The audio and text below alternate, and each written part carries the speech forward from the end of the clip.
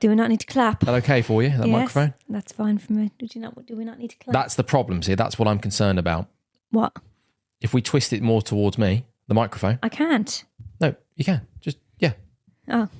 Because you'll be turning, won't you? Hello. Hello. Makes a little bit more sense. Well. We need to extend the Push-Pull Health podcast budget so I can buy you one of these. I don't want one of them, thank Yes, you they're very just much. so expensive. We don't They're want just it. so expensive. He's talking over me. They're horribly expensive.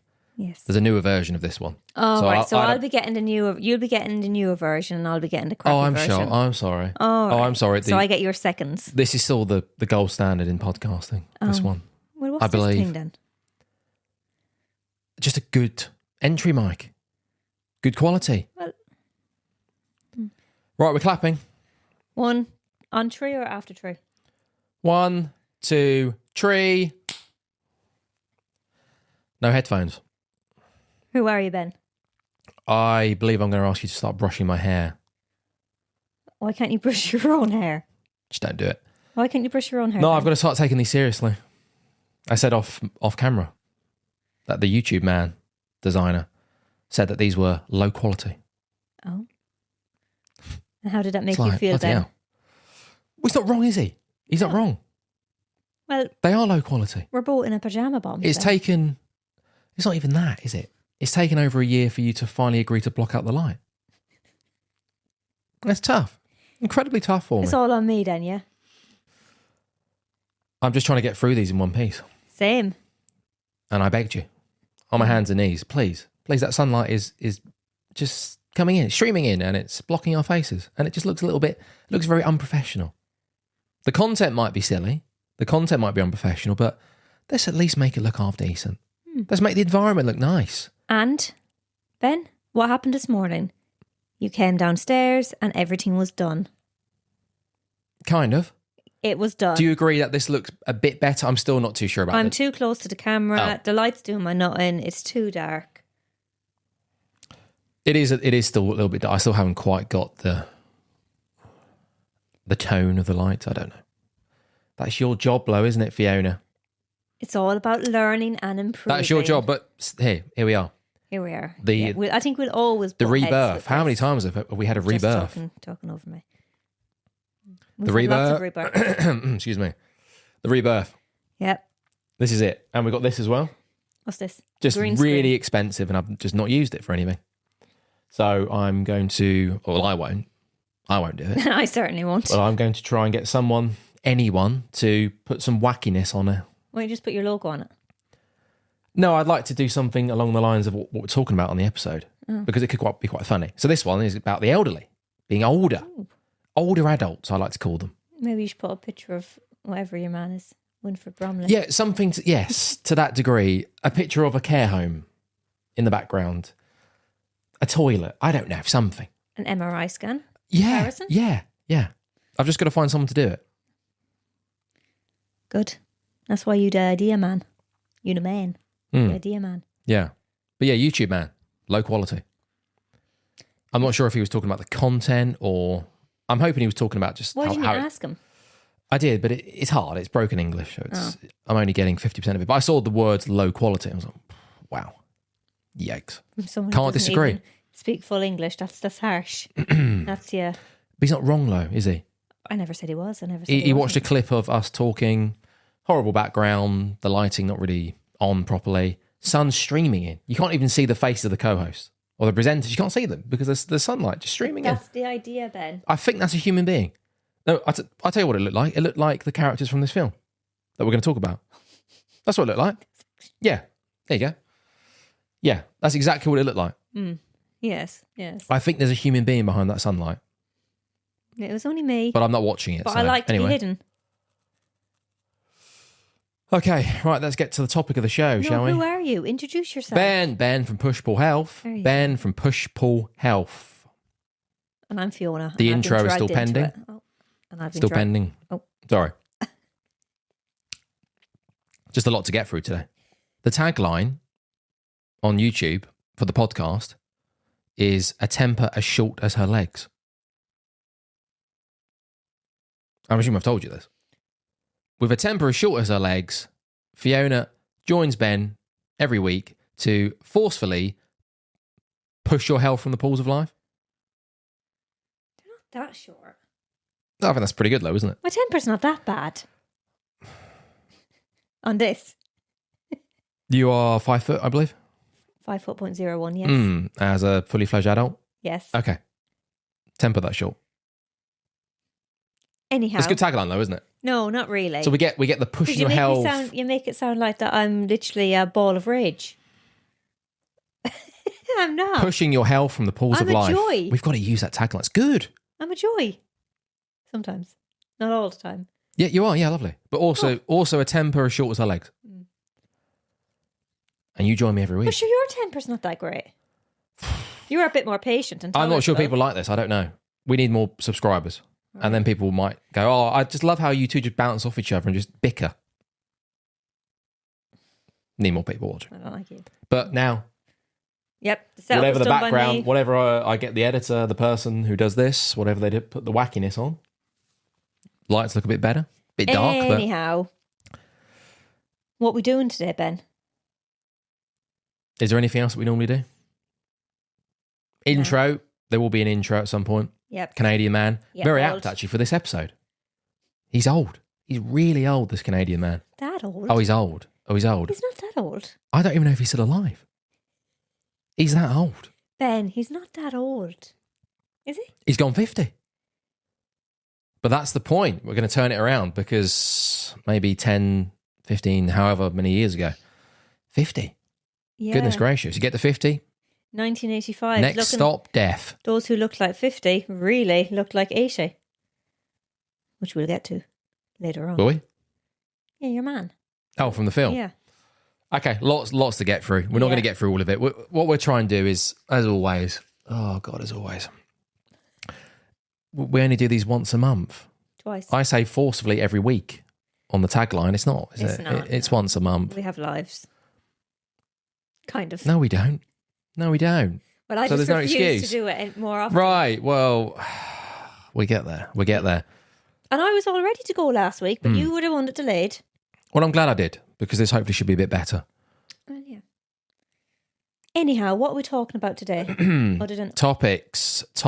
Lots of topics. So we need to get started. Yes. What I was going to say was we'll try and cut out the fluff, the scientific, evidence-based mumbo jumbo. Oh, I like that. Yeah, well, to a degree, I know, but we've got to cater for the audience. There isn't one at the moment, but there will be in the future, and I don't think they care.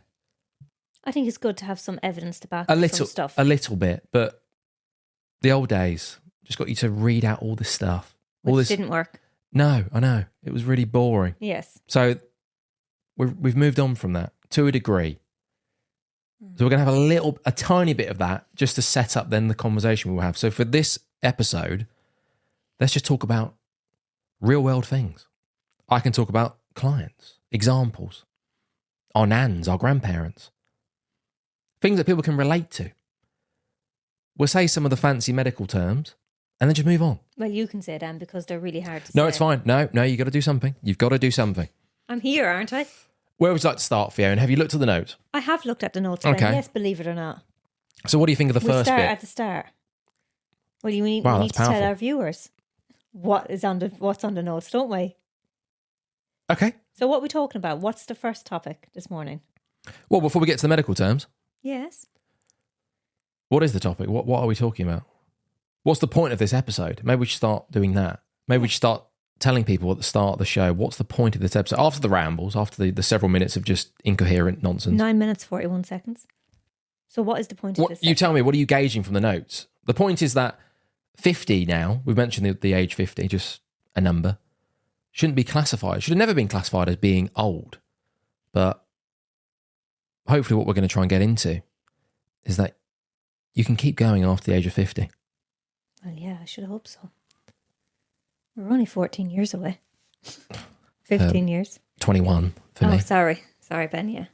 Strange. Yeah, you're a younger man. Maths aren't your strong point, are they? They actually are.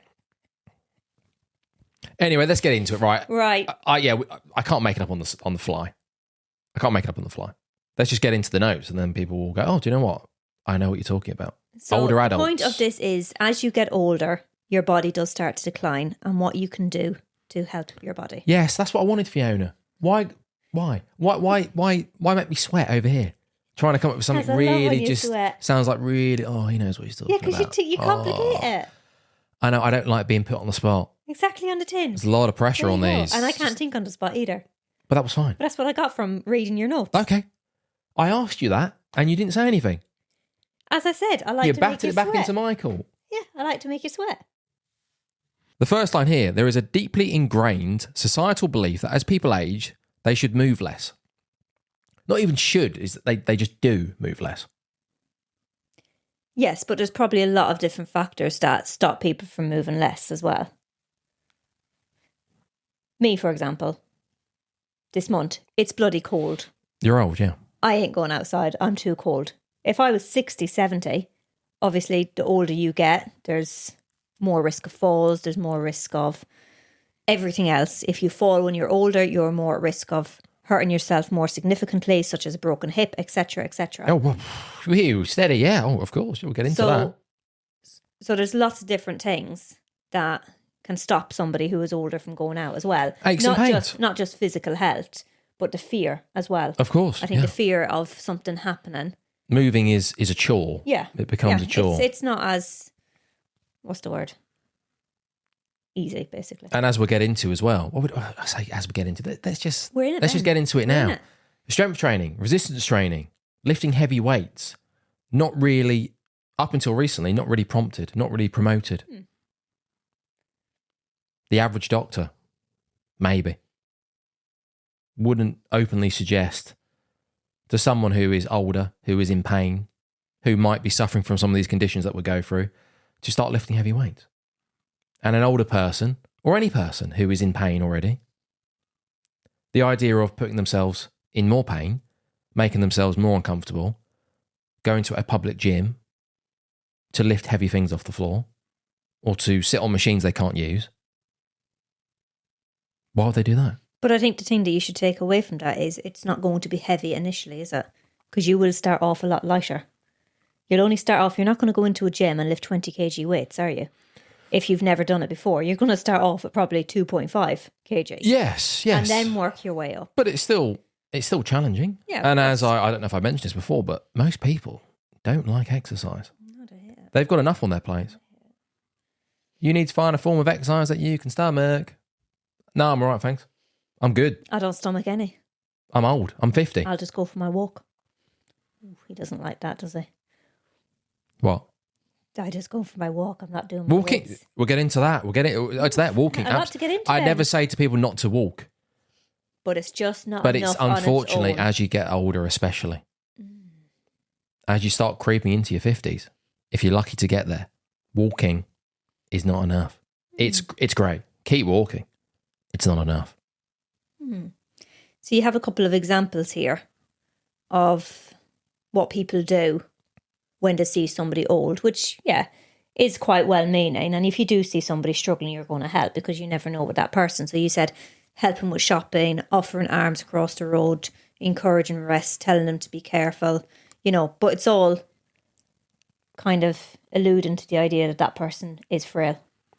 Yes, I had that bit there and I thought, well, shall I mention it? Because it sounds like I'm almost saying, well, don't do that. No. If you see an elderly person trying to cross the road and they're struggling, Yeah, but the point is, tell them to come down to the Private Push 12 studio. if they're It's their fault. struggling, that's the thing. If you see somebody who's well able to do it, you're not going to go up and say, "Oh, hello, Doris, take my arm." If it's somebody who's struggling, you'll help. But we see people, and we often wonder, are they okay? Because as we see somebody who is older, we assume that they are frail. I think it's trying to shift the narrative. That's what we're trying to do. Hopefully, by the end of this episode, we're trying to shift the narrative about automatically assuming that as you get older, an older adult, the elderly, whatever that means. How do you define the elderly? Whatever that might mean. And there has been more of a shift now towards just because you're a certain age, just because you've got a certain medical condition that might have gotten worse through age and through lack of movement, etc., poor nutrition, that's it. lifespan versus health span. Does that make sense? Yes. So lifespan, yeah, you can live to 95, brilliant. But if you're sat in your rocker from the age of 75 for 20 years and you can barely get out of it and you're just pooping yourself, versus health span, where you live up until a certain age and it's only in the last maybe 6 months or a month. This is an ideal situation, of course. This is, in many ways, this is fantasy land, isn't it, for most people, because you never quite know what you're going to get. You never quite know when it's your time. But if you can live a good life up until right towards the end, and your health, for the most part, with utilising some of the tips that we're going to provide listeners, watchers, older adults, everyone. The more we remove the challenges, the more it sheds our ability to function. So if we remove challenges such as helping getting off a step or something like that, it removes the challenge of being able to be independent. It reduces your confidence being able to do it, your balance, all of those things, because you're offering somebody that support. And I like that. Overprotection accelerates decline. That's what that thinks of that, Ben. That's what that thinks of that. It's fine. Yeah, it's fine. It will do, won't Let's not stress about it. It will do. New year, less stress. Oh, it's really irritating you, though. Look at that. That foot is going 90. It makes me sick, yeah. Yeah, that foot's going 90. Such an easy fix. You just push it up.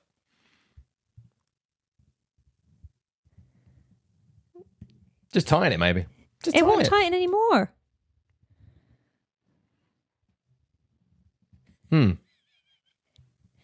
Yeah. Just have it a little bit higher. Yeah, okay. Just hold it. Hold it, actually. No, I'm not holding it when there's no need to hold it. No, that's fine. I think maybe you do better with just holding the microphone, don't you? Right. You got to try stuff. Okay. I've got one of these things. This arm is useless, but I thought, you know what? Let's match. It'll look good. More stress. Okay. Yes, continue. Yes. Yes, so that's it, basically. The overprotection accelerates the decline. Obviously, it's about people who aren't struggling, isn't it? It's not about taking away the help altogether. If you see somebody who's not struggling, then you're not going to go up and offer help, are you? It's just that assumption. And you have to allow people to do it themselves to help them with their independence, because if somebody's crapping themselves about going down the stairs every time, then they're going to stop doing it, aren't they? The general opinion is that older adults belong in rocking chairs, not under barbells. To be honest, I wouldn't put a lot of older adults under barbells anyway. Really, not initially. Not initially. I wouldn't even get under a barbell now. Yeah, by all means, if you can get under a barbell at some point, why not? Doesn't hurt. But for a lot of older people, a lot of people in general, getting under barbells isn't necessary. Just another barrier, isn't it? Yes. Just something else that gets in the way. Oh, I can just see that going wrong. I can just see this frail little old lady under a barbell and it falling on her. Oh, dear. This is what we're trying to promote, Fiona. Yeah. On the Pushable Health app, down at the private Pushable Health studio, where a lot of my clients are over the age of 65. If they can get under a barbell, pain-free, why not? Why not? But best bang for your buck, the risk ratio of getting a client to sit under a barbell, probably not worth it for many people. Knees, hips, just don't like it. No. So don't worry about a barbell. So if you do go to a gym after listening to this episode, just do easy things. Don't worry about getting straight into the squat rack and getting under a barbell. And also, if you go to a gym and you have, say you do a personal training session, great. Why not? Or you have a fitness instructor or whoever. Someone shows you around the gym if you're lucky. And they get you onto a barbell. No. It's a red flag, unfortunately. For anyone. Doesn't matter how old you are. But if you walk in as an average 65-year-old, I'm okay, I'm a little bit overweight. Knees and hips are a bit stiff, to say the least. Just trying to tone up. Just trying to move a bit better. Any suggestions? Yeah. I've got one. Let's get you squatting. Oh, okay, yeah, squatting. Yeah, that's reasonably functional. That makes sense. I need to squat myself up and down off a toilet, up and down off a chair. Fine. Right, what do we do for that then? You see that rack? Just head over there. What would you recommend? Get under that barbell. Oh, don't forget your pad. Oh, these pads. Different. Oh, anyway, this is. What would you recommend doing instead then? Well, hang on. Let me just finish the pad. Oh. Have you seen the pads? People use the pads for a squat bar, for a barbell. You never seen a pad? I don't know. People will then do a squat and they will put the pad on. What, on the back of the neck? Yes. Yeah. It's like... That's more inconvenient. No, it's fine. It's fine because people... It's not comfortable. Having a barbell on your shoulders. The shoulders are the shelf. The barbell goes there, not the neck. It's a neck pad. It's a neck pad for the bar. The bar is not meant to be on your bloody neck. Oh. That's the problem. Oh. Oh God, it's hard. It's tough. It's tough. Right. It is tough, Fiona. Oh, Okay. goodness me. A gym down the road. One of the videos is a client with a barbell on their neck. Don't worry, they've got the pad on there. No, just take it off their neck. I remember Put the barbell on the shoulders. you were training me, or you Use did the shelf. something with me and you gave out to me about that. I I think I walked out of the gym. All right, come join our gym. Look at this. You can do some neck squats. Not for me. I don't like the barbells. They're No. so uncomfortable. Why do it? Just let me do something else, please. Anyway, back to your question. Goblet squat. Oh, We're not so gonna get you too do a much into- goblet squat instead. So, or just squat to a box. No weight. Let's start with a body weight squat. Well, yeah, because if you're old as well, you might have balance issues too. Yeah, we'll get into it. So We'll get into it. I like this. This is good. It's good information, Fiona. I'm just wary that there Stop is just being wary. so much to We're get through. stopping wary. We'll So get, much we'll to do, get We'll through. do what we'll do, Ben. But a body weight squat, yeah, great start. Yes. Easy to progress. You just change the height of the box or the bench. Oh yes, we talked about this the other day, didn't we? Start there. TRX. Well, You I know like the a bit of straps? TRX, but I don't do it. Start on there. Even better, maybe, because the TRX will offset some of the weight for you. Do we have TRX here in this house? I don't believe so. Hmm. There's one at the private. There's two, actually, at the private Push Well private. studio. Or if you join the Push Well app, you'll have some TRX exercises. Well, maybe. You might do. Might do, might not. Who Depends knows? on your requirements, what you need. Right. It's all personalised. What's sarcopenia? Sarcopenia. Yes. Yes, it's there, Fiona. So I think we can, please, if you could- Sarcopenia, literal meaning is poverty of flesh. We have mentioned this before. I like that. So it's basically age-related muscle loss, isn't it? Yes. To a degree, yeah. Yes. That's one way of looking at it, yeah. So average muscle mass loss. So after 30, you start to lose muscle mass. So for about 1% per year. No, that's not after. So I think after 50, It's 1%. it's 1% per year on average. But after 30, and that's quite scary, isn't it? It is, yeah. After 30, it's if you just don't do anything about it. Oh. So each decade after the age of 30, it will increase. But between, say, 3 to 5% of muscle mass will be lost after the age of 30. Between 3 to 5% each decade. That's a lot, isn't it? Again, I don't want to get too bogged down in the numbers. This all makes me stressed because I say all this stuff and I know it's some of it's quite boring. Some of it's interesting, some of it's not. But that's interesting. So let's stick with the interesting take thing. away from that, after the age of 30, it's the hall pass ends. So And that's when your you start teens, feeling your the pain in 20s, your knees. You're made and of rubber and magic. your hips and your neck, your shoulders. After the age of 30, just be conscious of what you're doing. If you've already got a good routine, if you're already doing some form of resistance training, strength training, going to the gym, walking, active, right, keep going. That's good. There does tend to be a drop-off after 30 for a lot of people, due more to lifestyle circumstances. Children Time. appear, time, work, Disease. stress. Diagnosis. Yes. Dealing with their parents, grandparents. Partners. But after the age of 30, you just tend to start having more responsibilities, don't you? Which then will probably impact in some way your habits, your routine, exercise.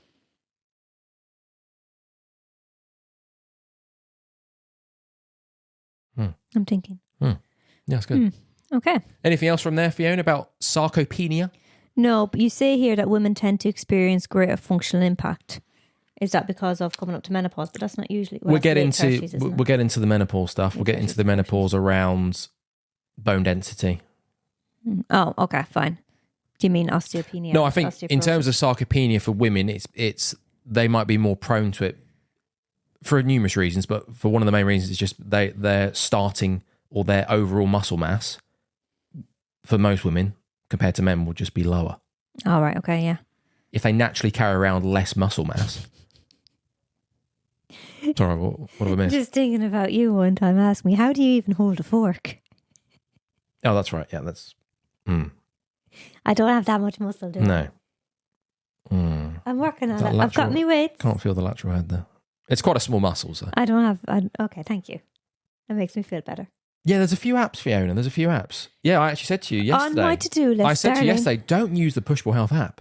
Oh. It's like me training you in the private Push Pull Health studio. Yeah, but we Pointless. fight. Waste of time. I'm not doing it. That's when my temper comes out. Yeah. A temper as short as our legs. I'm not doing it. So there's apps, lots of decent coaches. It's like you go into... But I want the best, Ben. No, but it's like you go into another personal trainer. You could look at that and think, hang on a minute, what? No, not really. No. Yeah, but the problem is I don't listen to you, do I? It's only if you went to that personal trainer, the ones in this area aren't the best. If you went to one of the personal trainers in the local area, and I said, out of interest, what they're getting you to do then?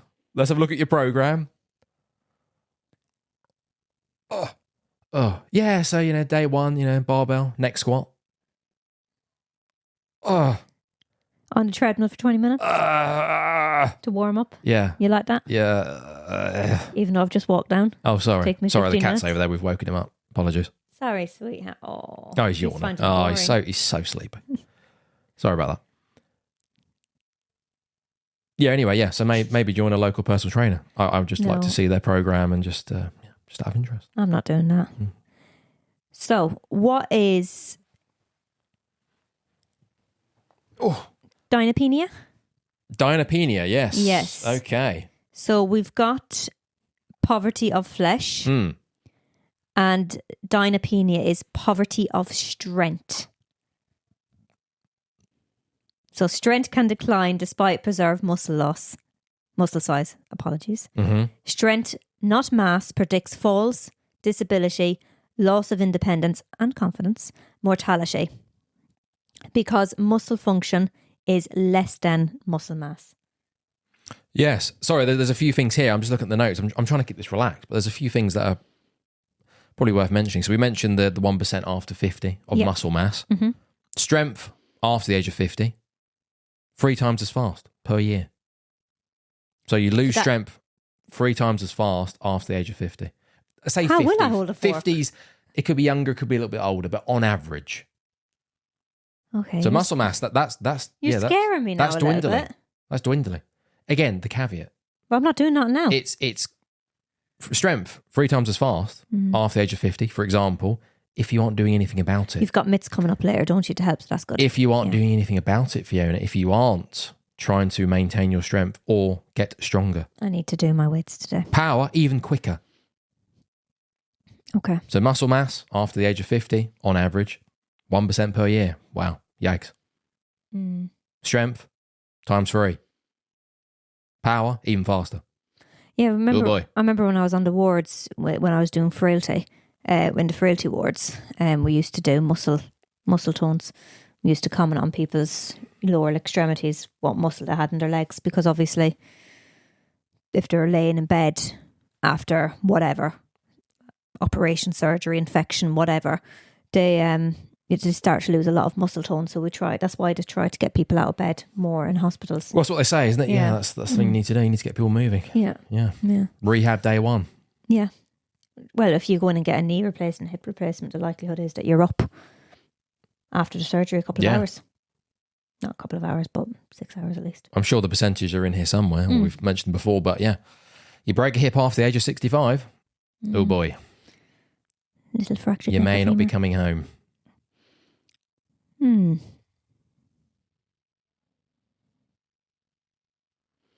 If you're quite a heavy set person, if you're carrying a lot of excess weight, you should have a reasonable amount of muscle mass because you've got to shift that around every day. To a degree. There's something called but doesn't that affect bone health then? Yes, of course. Yeah. Yes. Myositosis. which is a build-up and accumulation of Fibers. adipose tissue, of fat in muscle, which sounds, a bit ridiculous, isn't it? The idea of... Fashy muscles. Yes, but you got muscle mass, but there's, there may... Again, go back to the quality of muscle mass. You can have a fashy liver, you can have all of those Right, things based as well. on that, makes sense. Right, anything else about Dynapenia? I keep hitting my chin on this microphone. It's ridiculous. Imagine that if I knocked myself out. You'd have to continue the show. I think I just the turned notes are everything there. off. Well, the notes are there. I think I just turned it. What, you conked out beside me? That'd be great, actually. It'd be done in 5 minutes. Anyhow. I'm trying to control this, Fiona. I'm the one trying to control it.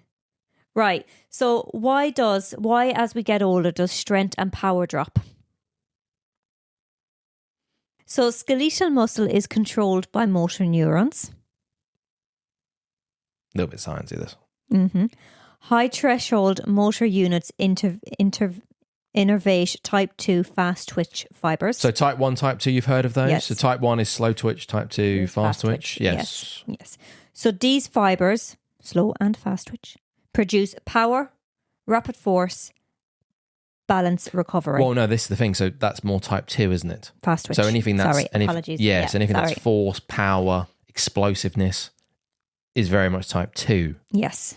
Yes. But as we get older, these type 2 fibers or fast twitching fibers are lost first. Goes into the strength and power that we discussed Yes. a minute ago. Because motor neurons start to die. Nearby slow motor neurons re-innervate abandoned fibers. This causes the fibers that survive to become slower, weaker, with lower power, which causes slower reactions, poor balance correction, which of course is going to cause a higher fall risk, and which will cause lack of confidence as well, and then lack of independence. Right, okay. A little bit boring, but we tied it in to go, right, so what's some real world examples? Yes. And Yes. why is that relevant? I do think that as you get older, confidence is a huge thing as well. Lack of confidence as you get older because you get more scared. And because I've seen it, I'm scared of falls. I can't do that because I don't want to fall. Well, you're seeing my nan. Well, yeah. It's terrifying, the idea that she's 86. She's doing reasonably well. Smoker. Yeah. She's doing all right. But she walks up and down to the shop 2 to 3 times a week. It's a bit of a trek. Yes, good. What must be 45-minute walk for her now. Yeah, probably. Yeah, at least. Yeah. And she's not one of those people that would slow down, that listens to her body say. She'd be rushing. But when she comes here or goes to my mum's, it's fine. She's 86, so you're not going like, oh bloody hell, sort your balance out, will you? But it's terrifying. No, but just walking around, just doing anything. But like when she gets up, she's like, oh, it's just like, slow down, woman. Her balance looks dubious. Yes, to say the least, which is concerning. Anything to say about that? Well, it's concerning, isn't it? What can you say? Because you don't want to stop her from doing it either, because obviously we know the risks. It's like she's a ticking time bomb. But unfortunately, yeah. But you don't want to reduce her confidence either. No, of course not. But so it's a tricky one, isn't it? It's concerning that she's able to. Yeah, she's not falling in a ditch. Mm-hmm. And this is not on a pavement. She probably has. This is along a main road. She has fallen in a ditch. Remember? Well, maybe. Oh yes. Yes. There's a. Well, that was over COVID, wasn't it? So everyone was keeping their distance. I wasn't there. I didn't actually see it in the flesh, but we got pictures. Yes. So everyone was keeping a distance. My mum and my uncle were there, I believe. Oh yeah. And they were moving. I think they were leaving, so they were packing the chairs away and keeping the distance. My mum tried to go past my nan, and my nan lost her balance and fell in a bush. Didn't hurt herself, which was fantastic. No broken hip, but mercifully. Yeah. And we got a picture first before help was given. Yes. So pictures of her stricken in the bush. She was laughing, to be fair. I don't think my nan was there. She was in the picture. She's like very happy. I've got no, the I think that was grimacing, pain, thorns. I don't think so. Nah. But yeah, terrifying, concerning, and again, 86. So it's not, you're not having a go at her. It's not massively surprising, but you sort of think, oh God, what would a little bit of strength training do for you? What would a little bit of work on your balance, coordination? I'm trying to get her in the gym, do some little bits and bobs, but the good thing about your nan is, and it's probably not the right thing to say, but it's the lack of awareness as well, isn't it, for her? She doesn't actually realise how unsteady she is. It's us that's noticing it more. She doesn't notice it as much as we do.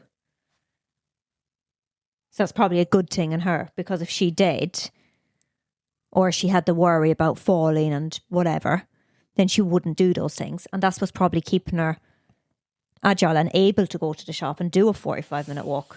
Yes, potentially. And it's just about thinking of her life and how easy it may be for this to go wrong.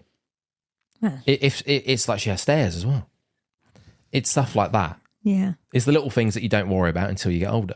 And even if you are doing. Oh, it fills me with dreading when she's on the stairs here. I say it every time. Right. Even if there is some balance work, there is some resistance training. You are walking. You are active. You are doing stuff. You are trying to lift heavy things. You are keeping your strength up, etc. You're still going to get some of this. Very few 86-year-olds probably aren't walking around a little bit wobbly at times. So it's not that, is it? It's just about, oh, hang on. So she's not doing any of this. She's walking, which is good. But based on her life, based on how she lives, stairs, walking up and down that road, she's really wobbly here at times. Just walking, let alone stepping on anything. She's always on the verge of falling over. Yeah. That's what it looks like. That's the concerning part. It's not, we all stumble. Don't we, Fiona? We all trip over. Yep. You're a bit of a tripper. You stumbled yesterday morning, didn't you, Ben? Getting out of bed. Apparently. Cat's, almost still on the cat, so just had to step over the cat. Yeah, you stumbled. This was at 5 a.m, but there she is, one eye open. I never miss a trick. Hey, what was that? Did you fall? Pathetic. What a pathetic life you live. How sad. Well, that's just the way it goes, Ben. Anyway, what were we saying? I can't remember. I'm on the phone now. Yes, I'm sure you've seen it as well with your grandparents and nan, etc. Yeah. Yeah. And now you'll see it with your parents maybe. And it's just that concern where it feels like at any second she's going to go. Constantly walking on a tightrope. As you get old, obviously I'm not living out in Ireland, am I? So whenever I go home every 3, 4, 5 months, whatever it is, I'm always quite shocked to see, I feel that there's a decline. There's this. Like, I haven't been home since June. I know Daddy, he was over here or whatever, but I haven't been home since June. So I'm expecting when I get home in February to see a decline. Because I know there's not going to be an improvement, is there? Because of the lifestyle, whatever. So it's like that decline. But then again, when they're not aware of it, it's kind of like that's probably a good thing in a way. Yeah, potentially. In a way. Getting old's tough. Yes, it's crap, isn't it? It's not ideal. In many ways, especially if you aren't aware of some of this. And why would you? Who's doing this? I don't expect the average older adult. What's the problem? It's 40 minutes already. All right. I don't expect the average older adult to be sitting there reading about sarcopenia. No. Reading about power input. But that's your role, isn't it? To educate. Dead motor neurons. I don't... If that's of interest. Is that why motor neurons diseases and all those diseases are more prominent when you get above 60? I imagine so. Not very seldom, but it is seldom to hear people diagnosed with motor neurons before that. It's not unheard of. I don't know, Fiona, you tell me. But the most people that are diagnosed are usually in the older category. Well, I think that's across the board. Usually. For a lot of conditions, isn't it? It's obviously it happens because I've seen that. But when you get older, you're just more susceptible to all sorts of conditions. Yeah. So going back to the motor fibres and units. I think that's enough, isn't it, Fiona? So this is interesting. They stay relatively stable until you're 60. Yes. After 60, the decline accelerates to about 3% per year. So by the time someone is 80, they've lost 60% of their original motor units. So this why decline is not linear, so it's up and down. Explains why falls spike later in life. Post 60, 70, we see an increased falls. and explains why early intervention matters. So get yourself to Push Pull Health. Again, caveat, all those numbers, based on you not doing anything about it. Yes. Based on you not being active. Based on you not considering doing some form of resistance training. The moral of the movie that we kind of watched was it's never too old. It's never too old. It's never too late to Yes. start something. Basically, that's kind of the moral. What's the of movie. catchphrase before I forget? Damn, what's the quote? I have no idea. It's not the, oh no. Oh dear. Let me find it. It's not the years in your life that count. It's the life in your years. Great. You have a quote for everything, don't you? You're so annoying. I don't expect a lot of people to honestly sit down and watch this with the family for 2 hours. Not even the biggest podcast in the world. If you look at their views on YouTube, if they've got 4 million subscribers, you think, oh wow, Jesus, you're gonna have 1 million people then watching. No, it doesn't seem like it. Even for the big episodes, doesn't seem Yeah, but like. sure, if you just go in and click onto something anyways, it's classified as a view. Even if it's 10 seconds. I'm not quite sure what the rules are. I should probably know I'm that. not sure either. But I mean, yes, I just assume. exactly. So based on that, if they've got 4 million subscribers on YouTube, for an example, and then you've got people that will just see their episode flash up, you would think that they would have a lot more views, like several 100,000 views. I'm sure some of them do, but a lot of the ones that I follow, no. I have no idea. I don't know how people are consuming YouTube. It's Not interesting. down with that side of the world at all. I just think for YouTube, I don't know. It needs to be certain. It's still not that interesting, is it? It's What, still not YouTube? that. No, but I mean, YouTube's interesting. I mean, it's still, for the average person, it's still not that interesting to sit down and actually watch the video on YouTube. Yeah, Of people talking. However nice the setting looks, however nice the lights are, however wacky the background is. no, a lot of people would probably do it on the go. That's why I prefer a podcast. I would Right. never sit down, but if I was going out for a walk, I might pop us on. So you wouldn't ever. I'm 1.5 speed. There's nothing in it. There's nothing in the world, is there, for you to go, do you know what? It's like watching a film, isn't it? I'm sure that it will start to become that to a degree. That will be the future. People. Yeah, I don't understand why it needs to be a video. I get it. It's for podcast. It's for the clips, Fiona. YouTube. It's for the and clips. I've yeah, just said, I get yes. that. But I'm just like, yeah, it's just easier to do it as a podcast. Then everyone can be more comfortable. Yes, we of can course. sit however Oh, we I want. know. I wish. I know. But it doesn't I work know. like that, does We're it? just trying to go with the times, baby. We're Anyhow. just trying to go with the times. But I've got an itchy ear. yes, it's interesting. It is interesting. It is. It doesn't. The views don't seem to correlate with the amount of subscribers. So power is what? It stops a fall. It helps you get out of a chair. It saves a hip after a fall. And walking does not preserve the system. So walking alone is not good enough. Unfortunately, and we're getting into like bone density, Yeah. osteoporosis. Which we're doing right now. Oh, that's on the next one. Oh, so I linked it in with the woman's health part. Remember we Yes. mentioned menopause very We briefly? did. Linked We it did. in. Linked We it in. did. So osteopenia and osteoporosis is two very different things. No, So- no, that doesn't say that, Fiona. No, Well, it's- they're not two very different things. Well, they're not, are Absolutely they? not. But there's no. a difference between the two of them then. There is a difference between the two of them. Of course, yes. Osteopenia Is low bone density, which is a warning sign of osteoporosis. which can then accelerate to Osteoporosis. yes, and with osteoporosis, most people won't know they've got osteoporosis until They break something. yes, Yeah. on average. Again, on Fracture or average, whatever. Yes, on average. Yeah. Well, doctors aren't doing bone density tests left, right, and centre, are they? They only do it after a fracture or a recurrent Right, fracture. exactly. Yes, Or the bone's not healing properly. bone density. I believe is it late 20s? You Yeah. reach your peak bone density in your late 20s, mid to late 20s, and then again, like we talked about with the muscle mass, the power, the strength. Declines. After the age of 30, the hall pass is gone. It then starts to decline. I think only up until recently, I say recent, I don't know, 10, 15 years ago, the evidence wasn't there to suggest that you could actually strengthen bone density. And now the evidence has come out to say, yes, you can. It was a case of bone density would just decrease after the age of 30, bit by bit. Well, can and you could strengthen it or preserve Oh, it? sorry. Please. Yeah. And the best thing you could do was preserve it. Ah. But no, in fact, you can actually strengthen it. How? Mainly through resistance training. What about your Nutrition. VT-tabs? Sorry? VT-tabs, supplements. Supplementing, yeah, that's fine. Yeah, but resistance training. Yeah, weight-bearing activities. Pushing yourself. From the pulse of life. Through resistance training. Oh, through right. strength training. You've got to, like we just said, with walking, something like walking, great.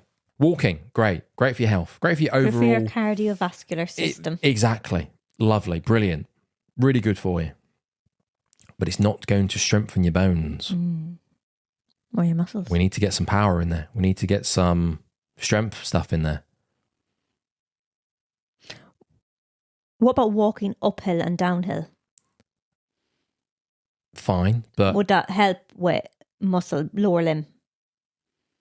it's just good for your health overall. Okay. Again, we're not. It's not I'm going to just be. thinking of going uphill, like a steep one, not a small one, because It's- obviously it's balanced. No, isn't it? it's in terms of bone density. Well, in yeah. terms I'm of thinking helping muscle, with, more so. it's not a bad thing. But we still need more. If you can do it to a point where it's actually challenging the muscle enough, Oh, it's even better for the cardiovascular, isn't it?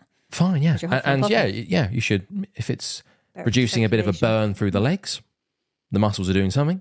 They're working. It's probably still not enough, though. Going up steps. Yes, what are you trying to get at? I don't Fiona? know. I'm You- just- you're I'm- saying all this stuff. I'm just what, thinking. What do you I'm want from me? I'm thinking when I get the burn.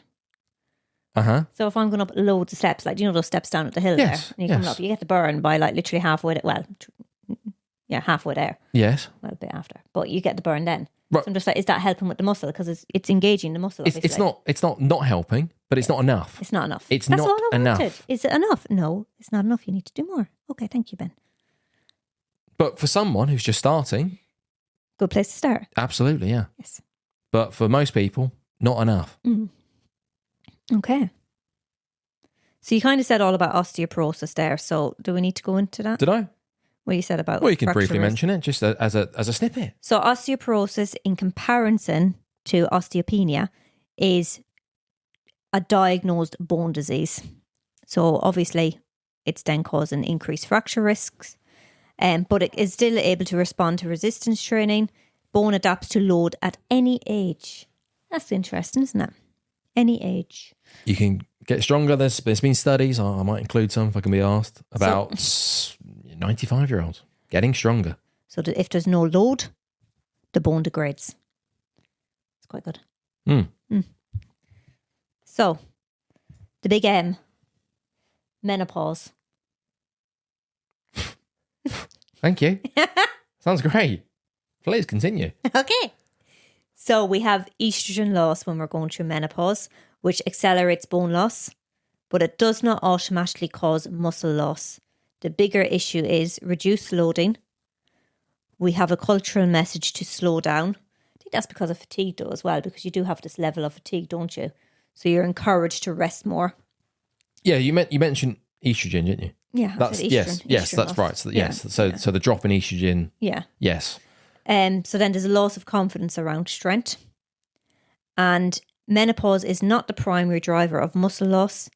It's activity levels and loading matter far more. Okay. Right, menopause in general, right. So yeah, the estrogen, dropping that, not ideal. Routine. Was might that go- clear? Yes. Routine. And then that would lead to increased bone density. Sorry, decrease in bone density. Yes. But then you're encouraged to not move less, but you're encouraged to take it easier, which then causes people to move less. Yeah, and with age as well. So And then you have fatigue. and the age, yes. Yes, so and age. on average between 46, 54. Yeah, well, it depends, So- doesn't it? Some people are late 30s, some people. But yeah, Yes, on average. we've reached that 50 mark, haven't we again? So 50. Yeah, aches and pains start to add up. What's your routine like? Are you doing any form of strength training? Resistance training, are you doing anything like that? No. Are you walking? What are you doing for your health? How's your nutrition? How stressed are you? What's happening? Oh, menopause. On top of that. Oh, what you need to do is you need to start doing resistance training. You need to start lifting heavy things. Oh, but I'm not sleeping. I'm overweight. I'm really stressed. Hot flashes. Night sweats. Oof. My mood's all over the place. Okay, yeah, it sounds terrible. Yeah, you need to start doing resistance training. You need to start lifting heavy weights at least twice a week, ideally. Is that all right? No. You need to be more mindful of your diet and nutrition. You need to start getting more protein in. What about your fibre? Fibre's quite low. Increase that. Come on. Yeah. No, but I'm already in pain. I already feel terrible. I've heard that lifting weights just is painful. And exercise, I've never been able to find a form that I could stomach, ever. Imagine how you said this to me before and it still sticks. This is how you feel now. If you don't do anything, how will you feel in 10 years' time? Well, it's across the board, isn't it? Yeah. That's, again, hall pass. Yeah. Teens, 20s, yay. 30, oh boy. Oh dear, okay. Right. Bone density, muscle mass. Yeah, I'm recovering less. I just feel a bit, all these random aches and pains. Like, why is my lower back hurting? I didn't do anything. What's going on? I didn't go to the gym. I feel hungover all the time because I slept 10 minutes less than the other night. Now I just feel hungover all day. My bedtime is 10 o'clock. I didn't get to bed until 10:30. I feel like death. Ruin your day when that happens. Crazy. So yeah, menopause, tough time. With all those symptoms, dropping estrogen, getting people to then start, menopause and age. Starting anything after the age of 50 for everyone daunting. It's not ideal, is it? It's like anything. The earlier you start, the better. The best time to start something was 10 years ago. The second best time is today. I like that. Maybe 5 years ago, so not as harsh. Probably 10, because if you're 50... Yeah, but just, oh, well, yeah. At least 10, if not 20. But at least you're starting now. Right, second best time is today. Exactly. Not 10 years from now. What about tomorrow? No, I'd say today. Okay. Just check. Start today. Because tomorrow's Monday. It's a new day. Right, we need to move on. So you mentioned about sarcopenic obesity already. That's just the top part, Fiona. Just the top part, very briefly. So this is when some individuals have a normal or high body weight. They appear muscular, but they have poor muscle function. That's fine. That's enough, isn't it? Yep. Grip strength, that might be worth briefly touching upon. So grip strength is inversely associated with all-cause mortality. The thing with grip strength is that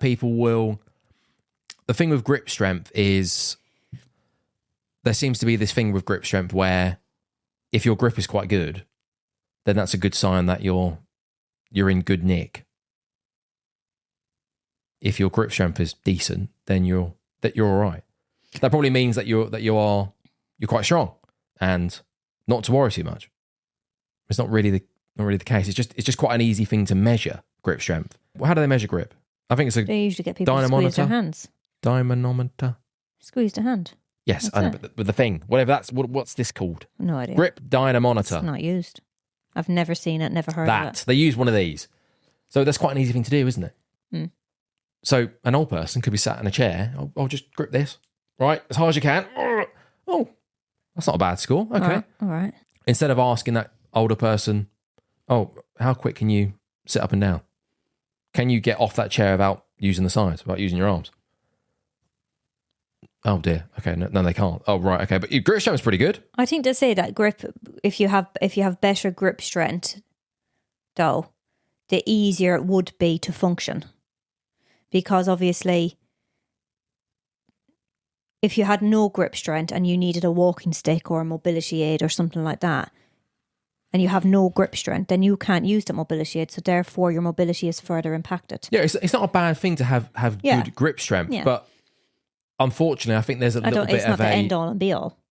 Yes, there's a little bit of a over-reliance on data from grip strength. Yeah. And that if you've got good grip strength, you're in a good spot. And you could have worked as God knows what for many, many years, and muscle memory, stuff like that as well. And it's the size of... It's all very... Because I've got very small hands. My grip strength is terrible. Yes, but I'm concerned with my grip strength, actually. You've got big hands, you know... Of course, grip strength, great. You want to be able to open jars. Yeah. They're hard. Are you understand what I'm trying to say about grip strength? Yes. Is that there seems to be almost a bit of an over reliance on, they've got good grip strength, so that's a good sign. Yeah, but it is silly as well, because at the end of the day, your grip strength is always going to be a bit stronger on one side of your body anyways. Yes. So yes. Yeah. So I mean, ultimately, it's about grip strength doesn't correlate with Lower grip body strength doesn't mean, if you've got good grip strength, doesn't mean that your Strength's quality of good. life is good, or you'll have a longer life because you've got a good grip. Yeah. It might be easier. Your quality of life may become easier because you have that grip to be able to use things to enable you to mobilize a little bit better, or to be able to use a mobility scooter or whatever. But it's not something that's going to fully reverse If you go anything. to a care home and ask 20 people, Yeah. 10 of them might have pretty good grip strength, Yeah. but that 10 might also not be able to get off their chair unassisted. Like if you've got, just say getting off the toilet, if you've got grip strength, then you might be able to use something to pull yourself up to help you. Yes, no, I know, but the point is you need strength, don't you? Yes, strength. Getting off the toilet, your grip. Who cares about your grip strength? You need the upper body strength to get off the toilet, not just grip, not gripping the rails. Yeah. Oh God, my grip. Oh God, that's tough. Oh, I've got. You need the strength to pull Yeah, up. I've got no muscle mass or strength in my upper body. Yeah. Oh yeah. My arms and my chest and my shoulders and my back. So, but I've grip strength. I can open a jar. Just haven't got the strength to get off the toilet there. Okay. So grip strength itself doesn't extend life. That's what Full body strength does. Right, again, going back to that, a full body workout. I don't think we mentioned full body. I keep saying resistance training and strength training, getting stronger. Yeah. We'll get into it a bit later, maybe with the myths and stuff like that, where you need to train. God, careful there, Fiona. You need to train. That's not on camera, is it? What? My penguin? No. You need to train 5 days a week. No, we'll get into that in a second, but no, let's just get into it now. I keep saying that. I keep saying it. In terms of the benefits of training, say, once a week, a full body session, a full body strength-based session once a week, just tremendous benefits. 2 times a week, even better. What about 7 days a week? Ridiculous for everyone. Yes. Let alone if you're 50 and over. And this is just made up, but you're getting, say, 70% of the benefits of just doing that one full body strength-based session a week. And you probably have more energy and you're probably getting more out of it than doing it 5 times per week. Twice a week, even you're better. Knackered. Twice a week's 80%. Now, those percentages are just made up, but I mean, they're not far off, I imagine, based on the research, based on the studies, based on just how you feel. But sorry. Mm-hmm. It's easier to stomach doing 2 days than it is 5 days. Of course. So you'd be more encouraged. But it's another reason why people don't do it, do they? Yeah. Well, yeah. Across the board, regardless of age. Oh, I've heard to get results and to feel better, etc., you need to go 5 days a week. I don't have the time. So I'm not doing that. Now, what about once a week? Oh, once a week, that's not enough, though, is it? No, just try once a week. Yeah, it's pointless, though. What's the point? It's 5 days a week or nothing, isn't it? No, once a week full body. That's a good start. Yeah, doesn't seem enough, though. Well, what can you commit to then? Well, I can try 5. Okay, can you do 5, though? Well, January, I'll give it a go. New year, near me. Yeah, but what about long term? 5. Well, you better do 5 sessions a week for the rest of the year. Maybe. You won't, will you? Stop lying to yourself. How's that microphone, Fiona? It's doing all sorts of weird there's always things. something though, isn't there? But so for the next one, we'll just make sure that you just have the microphone just on properly. It's on then. Okay. It's just Yeah, it wouldn't be. Other shows that do podcasts, other podcasts, I don't see their microphone just wobbling all over the place. well, this isn't their podcast, is it? It's ours. This is our Yep. just makeshift piece of crap, isn't it? Yeah. Right. There's always something, isn't there? There's always room for improvement. There's got to be, isn't there? It's got to be. Right, There's next got to be one. room for improvement. I'm starving. I don't know how I'm hungry. Jesus Christ! Well, buckle in, Yeah, Fiona. hurry up, Ben. Buckle in. Freaking hell. Did you eat before we started? I had my Weetabix. Okay. I'm starving. Right, I've not eaten anything. How are you functioning? So just I'm going to start having cognitive decline right, now. no, just soldier on. I am soldiering on. Soldier on. You're sharper. Had a drink, had a coffee, keeps you sharp. You have a big breakfast, then you do this. Slump. Stay sharp. I would like him. Right, where were we? Yes, so the benefits. Yeah, the 80-20 rule. Huh? Oh, we're bouncing all over the place Where now. are we now? The 80-20 when it comes to that. exercise. No. The 80-20 principle. 80% of the results come from 20% of the effort. So that very much sits with the can you commit to, regardless of age, one full body strength based session a week? That's a good place to start. Yes. 2 sessions a week, even better. What if we did 3 sessions? Yeah, fine. But there is that diminishing return. Because you're not going to be putting as much effort in. Yeah, exactly. Yeah. Recovery. Especially when you're older. How's your nutrition? How you sleeping? Aches and pains. Working on injuries. Yes? Yes. Okay. So that links into... Ben, have you heard of the official guidelines? Start again, Fiona. Focus. So Focus. exercise recommendations, What's funny? Ben. We have official guidelines. Have you heard of these? Are you familiar with these? Yes, I'm sure some people will be. Well, the official guidelines of exercise. So this is per week, yes? Just to clarify. This is not per per week. day. Okay. Well, that'd be impressive, wouldn't it? It would be very rough. impressive. Yeah, another reason why people wouldn't be doing it.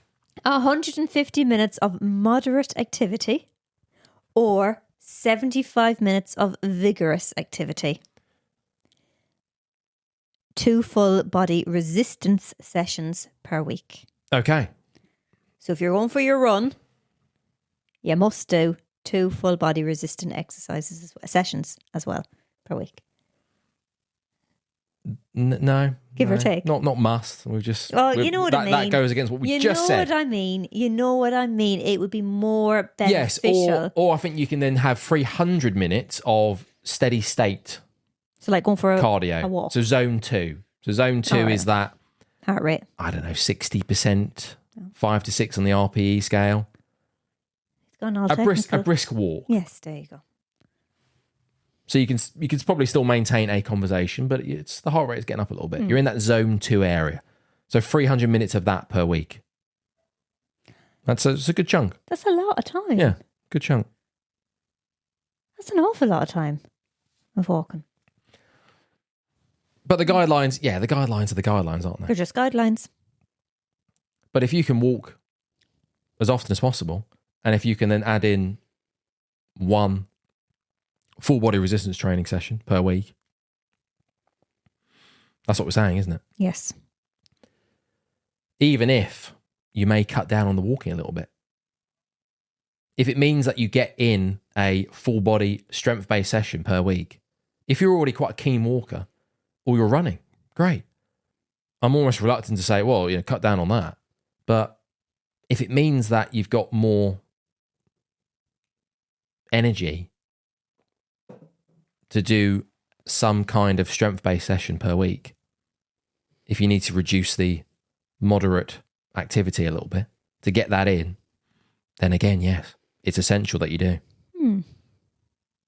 Based on this discussion.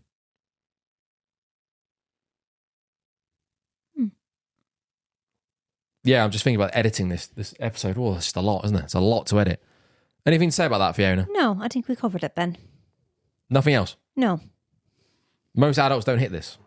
Well, Most adults aren't getting anywhere near these numbers, 300 are they? minutes. Absolutely Right, not. it's 150 minutes or 75 minutes of vigorous. What's vigorous? Hit-based training, that type of thing. Yeah, that's another session, is it? People don't have time. Well, hit training is good in the sense that it's meant to be short and sharp, but, hit training for people over 50.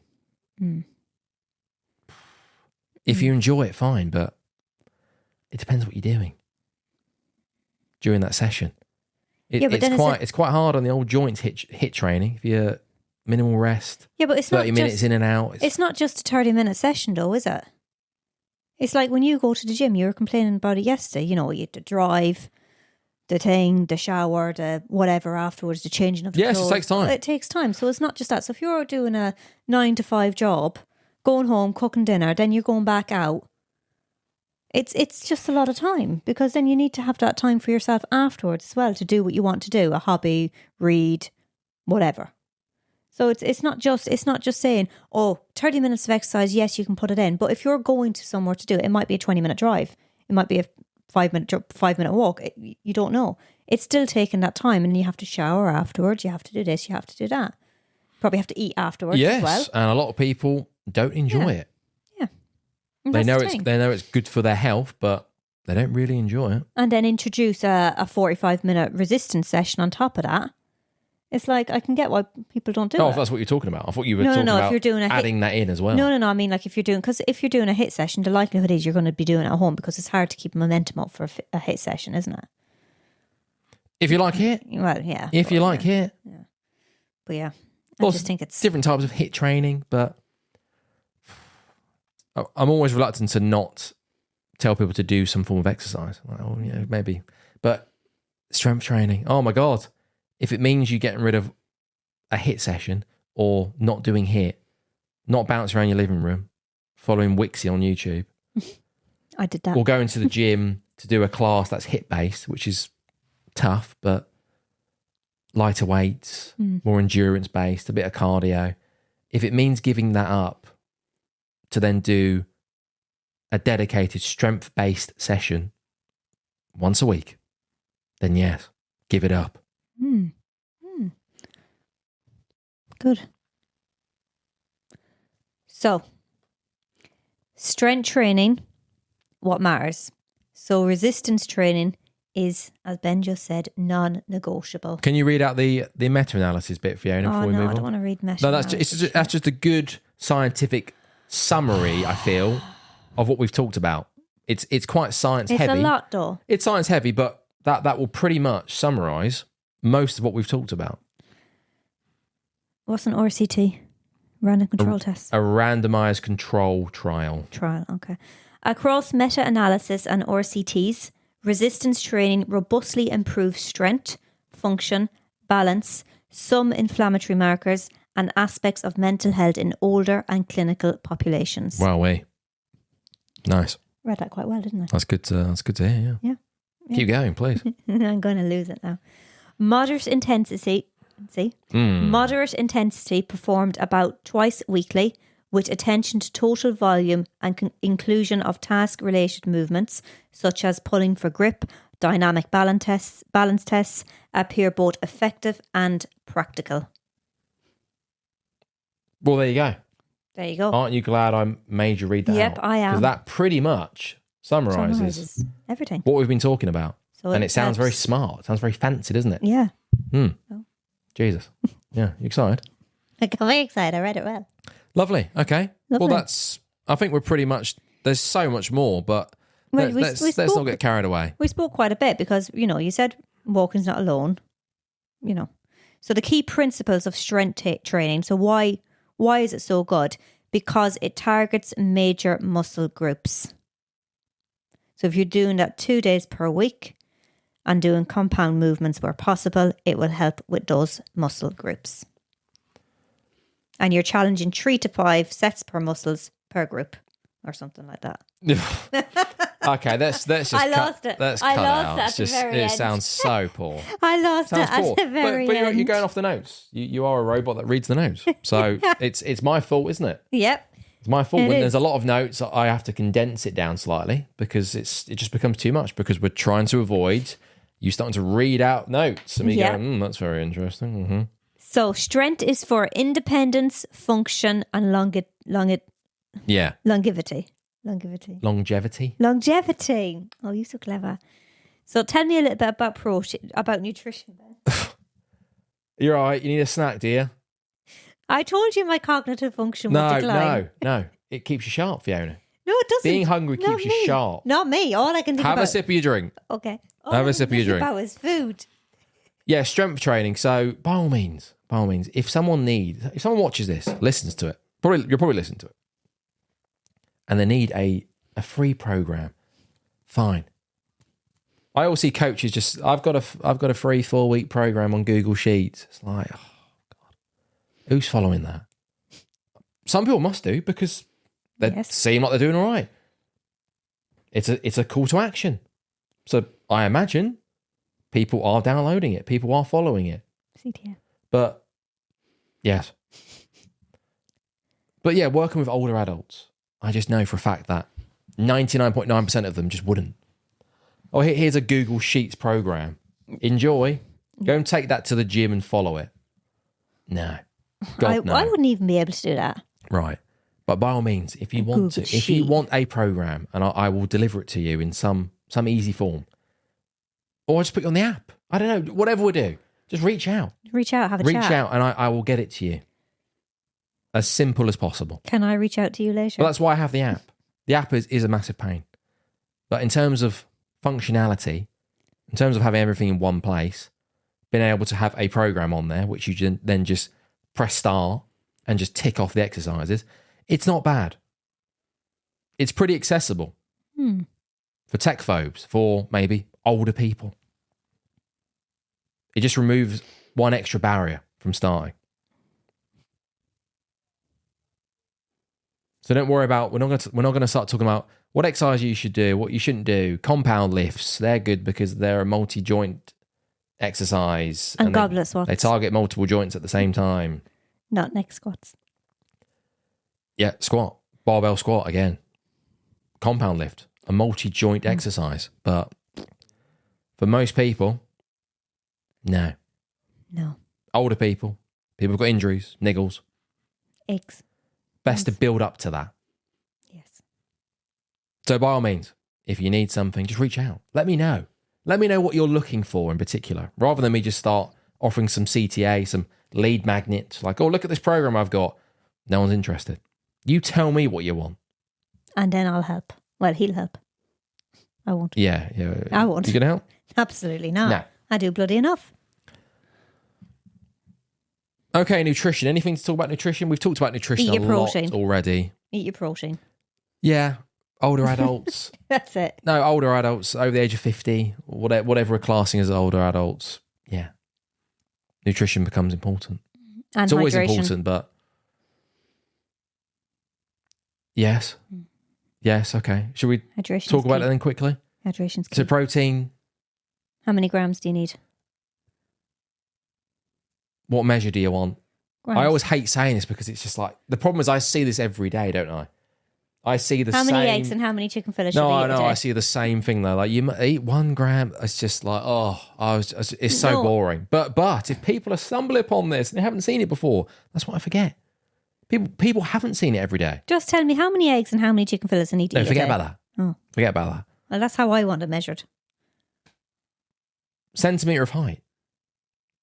So you're what, 150 something? 153 centimetres. Okay, right. Give or take. So 1 gram per centimetre of height of protein. So I should be having 153 grams Right. of protein. So that sounds a lot. So I would say whatever metric you use, if you use that, if you use the 1 gram per pound of body weight, or Right. some people will do target body weight, because if they're trying to say lose 30 pounds, if that's their target, you do 1 gram per pound of target body weight. So if you're currently 200 pounds Yeah. and you want to lose weight and get down to 180, that should be your target. Right, So okay. not your current body weight. So not me going, oh yeah, so 1 gram of protein per pound of body weight. Oh, I'm 200 pounds. Oh, that's quite a lot.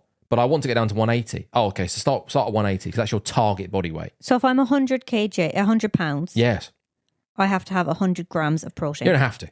Now that's the recommended though, give or take. There's lots of recommendations. There's also Give or take. There's also that 1.6. So I could have that in my dinner because a chicken fillet is. What?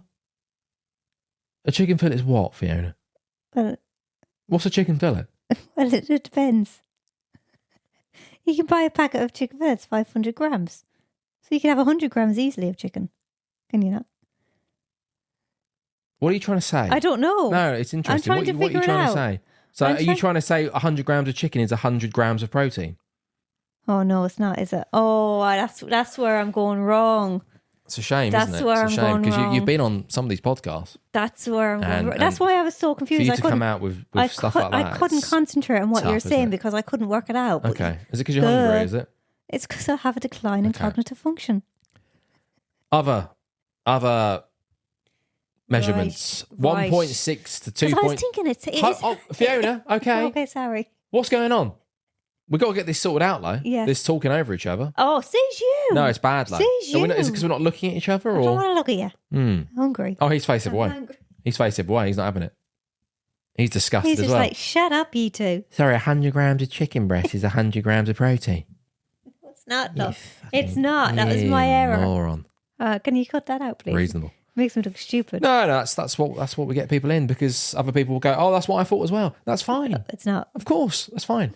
That's fine. Why would you care about how much protein is in an average sized chicken I breast? can't believe I said that now. I'm embarrassed for myself. Well, you should be embarrassed because you've done a few of these now. Yes, I have been. For the average person, don't be embarrassed, because why would you care? You're starting your journey. This is brand new information to you, maybe. Right. For you, no. Right. Good job we're having salmon tonight then. So 1.6. Oh my God. 1.6, yes. Let me get this out so we can move per on. kg per day is what you're going to say. 1.6 to 2.2 grams of protein per kg. That's another way of measuring it. Right. But my point is, whatever measurement you use to start looking at increasing your protein, or how much protein should I eat, just half it. Always half it. And start there. To increase. To start being conscious of your protein, how much you're eating. For a lot of people, protein is they just don't like high protein foods. It's hard. It's expensive as well, isn't it? When you think about it. It can be. It can be. But in terms of macronutrients, carbs, fats, protein, alcohol, protein, bottom of the list. Some people might just naturally have a reasonably good amount of protein in their diet. And it might just be a case of just looking at the source of protein. But it depends what the goals are. For older people, it's just trying to find ways maybe to get as much protein into their diet as possible. And that can be difficult as well, because they might have a reducing appetite. Protein is quite satiating. Fiber's great. Fiber and protein, in many ways, should go hand in hand. Everyone bangs on about protein. Oh, protein this, protein that. Oh, it's so important. You must have, pick your measurement. 1 gram per pound, blah, blah, blah, blah. Everyone's obsessed with protein. Everything now you can buy in a high protein form, can't you? Yeah. To a degree. Yeah. It's overwhelming. Fiber as well. What about fiber? Fiber's really important. But again, when it comes back to being older, elderly, whatever we're framing them, whatever we're naming them, fiber is quite satiating. Protein is satiating. So if someone is older and they are doing some form of resistance training, hopefully, and they're being more conscious of their nutrition, they might even be trying to put on some weight. They might be quite frail. They're trying to bump their calories up. My nan, for example, she's quite frail. Again, she's 86. But in terms of her diet, it's poor. You know it's poor. Yeah. I know it's not very good. That protein is low. But she comes here, scoffs. Really shoves it in. So the appetite's still there, isn't it? She can eat. Yeah, but then you don't know what she's doing before that. She might not have breakfast or whatever. No, but I mean, she can still eat. Yeah. Like she's not leaving food on the plate, is she? No. She is shoving it in. No, she goes for it. So the appetite is still there, which is great. That's good to see. But I know her diet day to day is probably quite poor. Lack of protein, lack of fiber. And she's active. She's walking, like we said. So not ideal.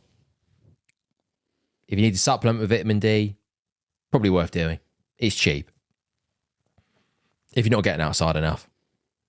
And even when you are, if it's overcast, rainy. If you live in the UK, just take some vitamin D. Just supplement, yeah. Just supplement. Breakfast, lunch and dinner. Pick one. Take a Vit D tab. Have you taken yours today? I've not had breakfast yet. All right. But I will. Okay. Fish oils, there's, calcium. Creatine. How's that microphone? It's fine. It's absolutely fine. Oh, I don't think it is. Creatine. So creatine, fish oils potentially, without starting to tell people that they need to start taking this stuff, because they don't. Not really. It's a nice to have once you've got other things in place. Once you've got at least one full body strength-based session per week. Once you've maybe looked at ways, if you need to get some more protein in your diet. Bump your fire up a little bit. Once you've got those bedrocks, the main hitters, exercise, number one. Jesus Christ, you're having such a blowout of that microphone. It's It's shocking to see. It's because it's the balance of it, Ben. It's not not my fault. Creatine, fish oils. What about them? Am I reading it out? Yeah, you can do. Why not? Right, creatine is one of the most... Creatine. Creatine. Creatine. Creatine. Creatinine. Creatine. You are a cretin, yeah. Correct. God, that microphone is... You are almost swallowing it. No in between, is there? It's either next to the TV all the way over there out of shot. It's so far away from your mouth, or it's in your gob. No in between, is there? Right, creatine. I guess that's the show, isn't it? There's just there's never an in between. It's everything or nothing with this show. I would say you need to probably move it away a little bit because creatine. Your face is covered. Ben, I can't. I don't think that nose can. Right, creatine. Say it again for me. No, I'm not saying it again. How many times have we said it before on this show? Creatine is one of the most studied supplements in older adults. Benefits observed in strength, power, lean mass, and functional performance. It appears safe in healthy older adults. It works best alongside resistance training. Yes, it does. Effect size is modest but meaningful. Take your hands from your mouth, maybe. Creatine supports training. It does not replace it. That sounds fine. Thank you. Sorry, my eye. It's annoying. Fish oils. On camera. So some evidence suggests omega-3s may support muscle protein synthesis, reduce inflammation, but evidence is mixed. Potential benefit is adjunctive, not primary. Fish oils do not compensate for low protein intake and lack of resistance training. Might be good to have. Again. Yeah, do we need to talk about hydration? Yes, it's so important. Okay. Hydration. Okay. The mouth, Fiona. Thirst sensation often blunted with age-reduced adrenal function, so kidney function. Dehydration risks increase due to reduced thirst, medications, fear of needing the toilet. Dehydration can reduce performance, increase fall risk, and affect cognition. So the hierarchy remains: resistance training with adequate protein, overall energy intake, movement, and supplementation, which is optimal. That was 1 to 5, was it, Fiona? Which is optimal. That was 1 to 5. 1 to 5 hierarchy, yes, Ben. Okay. Oh boy.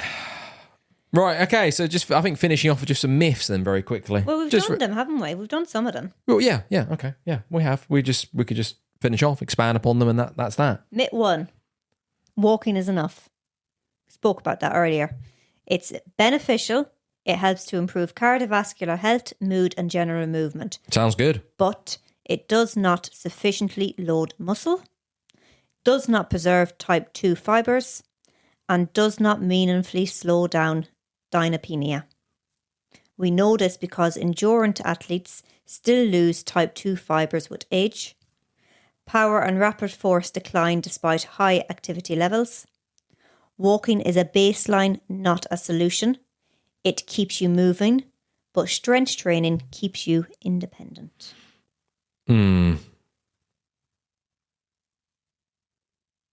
Happy with that? That's okay, yeah. Yeah, we're just doing a little bit, probably too much reading out, aren't we? Yes, I suppose. Yes. So we've already covered you need to train 5 days per week. Yes. We don't need to talk We've talked about the 80-20 thing. Yes, we don't need to talk about that again. Muscle loss is inevitable. Where was I? Muscle loss is inevitable. Muscle loss is use dependent, not age dependent. So, yes, Ben agrees. There is biological aging. Are you right? What's? Hang on. Let's just take a moment because I'm reading too much. I don't want to read. Okay, but I think we've got the balance, haven't we, this episode for the most part? Yes, I think we have, Ben. Where got you to read a little bit, and then that's that. Yeah. Okay. Mm-hmm. You still got the willpower, have you? Because you're obviously just so hungry, aren't you? You're just so hungry. I just can't focus on anything else. You just haven't got the drive to can't focus on anything else. That's the problem. I lose complete focus. Hunger is very different in pregnancy, just to let you know. Very different. We've cut this out, obviously. Let's find out eventually. No, they'll see as I grow. Right, what was I doing? How about you tell me the myth? Right, and then I okay, read let it me out? just run through them, Fiona, without Okay. without derailing the episode, because you've gone. I've got. You just get that microphone fucking sorted. Oh, listen, You just get that. for No. fuck's sake. Yeah. You just get that sorted. Listening to you drone on for these myths because you're too hungry. You can't function. Sad. Oh, God. Would you get a snack then? No. Have snacks with you. That's a thing. I think a lot I of people... can't eat, Ben, on this. Not all the way through, but when energy dips, have a snack. Right. Anyways, go on. What was the famous thing? You're not you when you're hungry. Who was that? Was that Snickers? Pretty good. Good tagline, that. You're not you when you're hungry. Yeah, I'm not me Yeah, when I'm I think that hungry. did very well. Yeah. Muscle loss is inevitable. I'm pretty sure we've answered this, have we not? I think we have, yeah. Muscle loss is user dependent, not age dependent. Yes? Yes. Resistance training. Even people in their 80s and 90s can get stronger. I think to summarise that, it's very much use it or lose it. Bit of a lame catchphrase, isn't it? But for this, it's, yeah. It Yes. fits. It does fit. If you're not using your muscle, if there's no use for it, It's going to stop functioning. if you're not, yes, Yes. if you're not challenging it, the power, strength, balance, all this stuff, if you're not doing anything with it, why would it stick around? Yeah. You have to engage it. I think you've derailed this episode a little bit, Fiona. It's a No, shame, I isn't it? haven't, It's a Ben. shame. No, I haven't. That's a shame. I'm starving as well, but got to keep sharp. Yes, I am sharp. I'm keeping sharp. Next episode, let's have breakfast before. But it's I always, did. it's always nice to eat breakfast after low. I did That's have a rule breakfast for life, before. isn't it? You know, do something hard. Oh, that's right. You've already eaten. I've had wheat Do bix. something hard. Do the hard. Get the thing. You eat the frog. What? First thing, eat the frog. Do the hard thing first, and then reward yourself. So for me, it's do this. Do the hard thing first, It doesn't seem like it's very and then I hard can over eat there. breakfast. But yeah, I'm hungry. So next episode, have breakfast before. Maybe we should have But breakfast. it's a little bit too early. Mm. That's the tough part. We start recording these just before I'm due to eat breakfast. Yes. So it's, well, I did encourage you to eat. do I eat breakfast and delay starting to do this, or do I just power through? And for the most part, I think it's fine. I can power through. Maybe a Monster or a coffee would be nice right now if I had my PA bring that in. We're not quite there yet, Or unfortunately. even a protein drink would have been sufficient. Yeah, if someone could just bring me one in, that would be quite nice right now. But hey, that's the future. That is the future. Ring a bell. So for the first hour, Ring a maybe bell. I'm good. I feel good. The second hour, the second part, yeah. But I and then- usually do drop off after about an hour and 20 minutes, don't I? Anyways, I get I Well, have let's enough. just find a way. How can we mitigate this? How can we, in the future, stop this from happening? Don't know. What do you need? I don't know. Less reading. Yeah. We discussed this off camera. Lifting after 60 is dangerous. Oh, we spoke a little bit about this earlier, didn't we? Resistance training has a very low injury rate. Most injuries are minor and self-limiting. Hospitals are full of people injured by frailty, not by squats or deadlifts. Well, yeah. Falls. Strength training, once again, let's just go over it again, improves balance, improves bone density, reduces fall risk. Oh, I like this one. So lifting after 60 is not dangerous, no. Not inherently dangerous. It's just being mindful again of all the things that we've discussed. The dangerous thing is weakness. If you start training for the first time after 60 and you go from 0 to 5 sessions a week, 60, 20, if you go from 0 to 100, all of a sudden, that could be a problem. Yes. Injury will most likely occur. It goes back to the same thing. One full body strength based session a week. Start there. Yes. That gets you a long way. Okay? Yes. Right, so last myth, I think. Is this the last one? It is the last one. Okay, do you want to... Oh, me? Yeah, why but you not? do so well. You read so well. Wow, you're just creepy. You look creepy. Myth 5. GPL-1s automatically cause Sarcopenia. This is a misunderstanding. Muscle loss risk increases when weight loss is rapid, protein intake is very low, strength training is absent. Sorry, yes, a GLP-1 is the weight loss medication. Monjaro, all them ones. Uh-huh. I'm bored of talking about them. I hate them. We don't talk about them that often. Yeah, but I hear about them all the time. Oh, well, they're a big thing. Yes. They're a big thing. They're getting bigger. More and more people are using them. GLP-1 medications themselves do not inherently cause sarcopenia, often improve function via fat loss, can reduce sarcopenic obesity when paired with training. Again, muscle function matters more than muscle mass. Training mitigates lean mass loss. Medication isn't the issue. Inactivity is. Another rough reading, that, wasn't it? The thing is about you reading notes sometimes is that, yes, I know we have moved on, mercifully, and when we've moved on, we're trying to do better. Trying to have as much just general discussion as possible. But yeah, all those clips, some of them do quite well. That's the annoying part. Some of these clips of you just droning on, 1,500 views on YouTube. It's like, and then there's me there, just with just some very witty, insightful quote or something. No, 0 views. Oh my God. What's going on?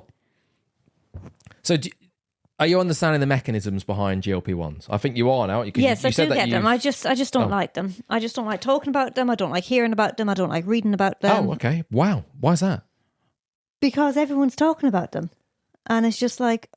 Do you understand the mechanism, though, of GLP-1s? You've just read that out. Yes, it causes... Do you understand why? Rapid fat loss, but not... It can do, yeah. Yes.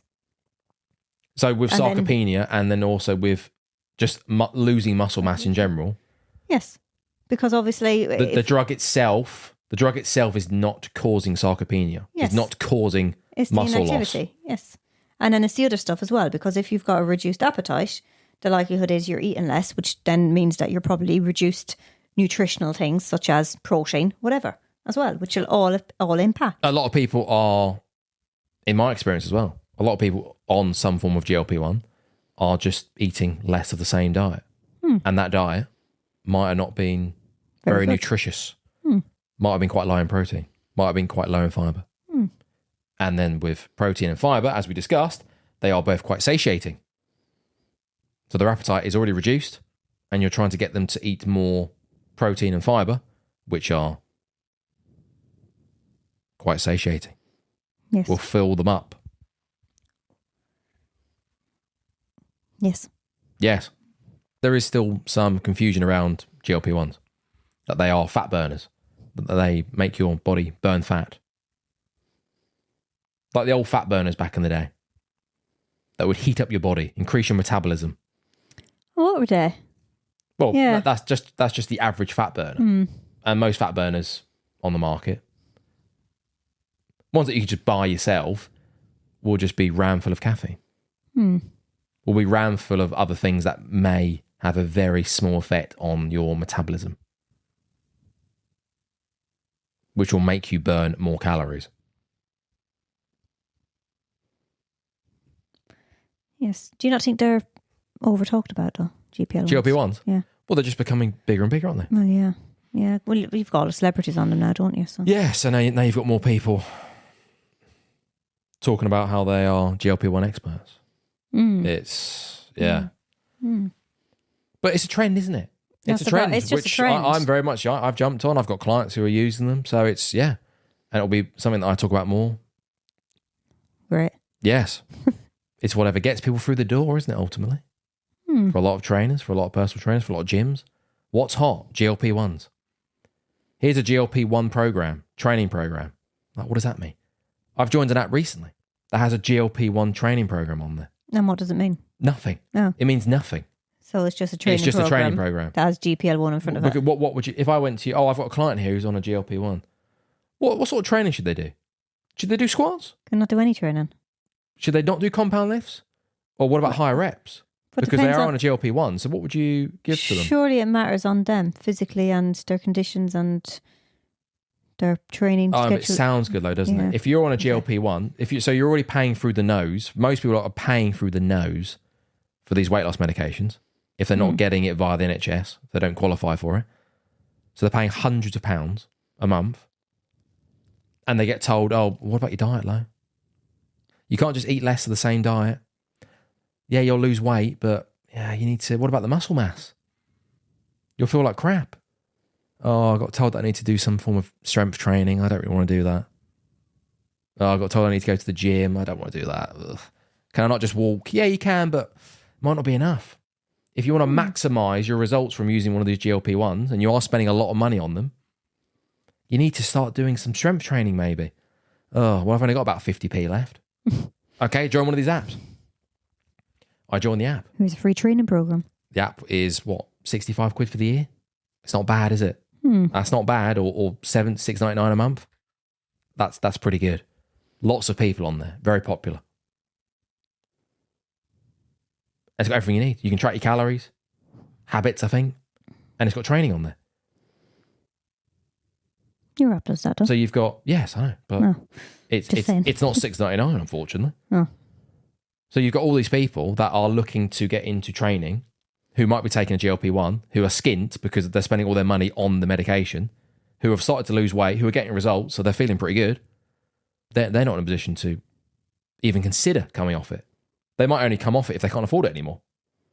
A lot of people will take a GLP-1 and they might be on it for the rest of their life, depending on what their circumstances are. So if you say to these people, oh, what you should start thinking about doing is paying through the nose, coming down to the private Pushable Health studio or joining the Pushable Health app. And it's not cheap in the grand scheme of things. The app is reasonable, but training face-to-face, that's not cheap.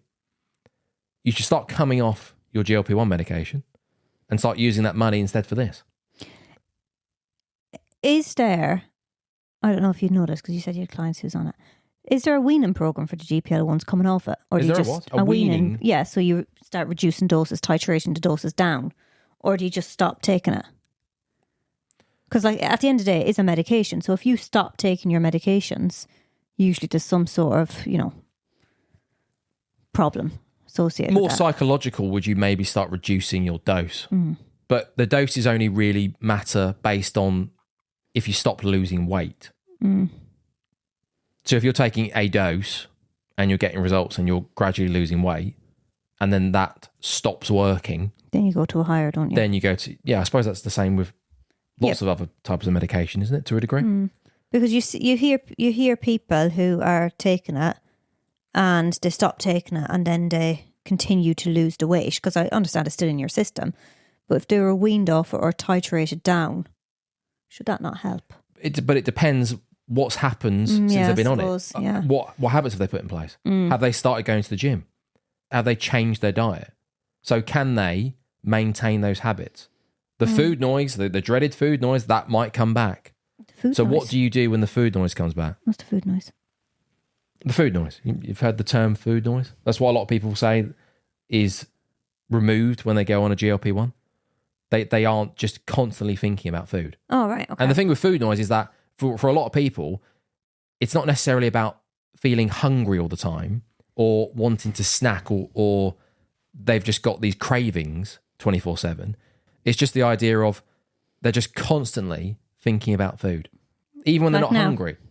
They're just bored and they're just thinking about food. I've got food noise. It's there, definitely. I feel like I'm in a position where I can curb it somewhat. I've got a good handle on it, but it's there.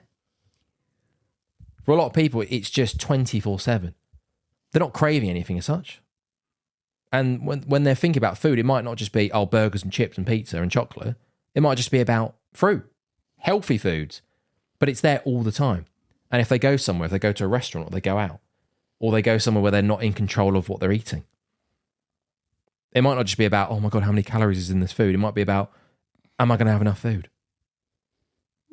I have that when I travel, for example. Oh, yes. Yeah. It's not necessarily about, oh my God, am I going to starve? Can I not control my hunger? Can I not just not eat? Well, I'm doing that right now. I'm starving, but I'm still doing this. It's more about, oh my God, what are the options? What food am I going to have access to? Is there going to be enough food? Will I have enough food on the plane? Oh my God. It's that. Yep. And then I bring too much food and then you give out as per. That's the only way to get over it. That's the only way for me to remove my food noise. So I know that there's about 10 sandwiches in the bag. Even though I don't end up eating them half the time. You don't eat them. Or I end up having one and go, yeah. Or I'm just bored. And it's like, oh, how long have we got left? Oh, 6 hours. Oh, let's have a sandwich, shall I? It's like, and plain food for the most part, it sucks, so, which doesn't help. But it's like when you go to the cinema, though, isn't it? When you get some popcorn or whatever. Before the movie's even started, the popcorn's gone. Just because it's in front of you, you have to eat it. Environment would always play a big factor in changing people's habits. Removing increasing barriers. That's a whole different topic. Yes. But food noise, I thought you'd heard of food noise. No, I've got food noise.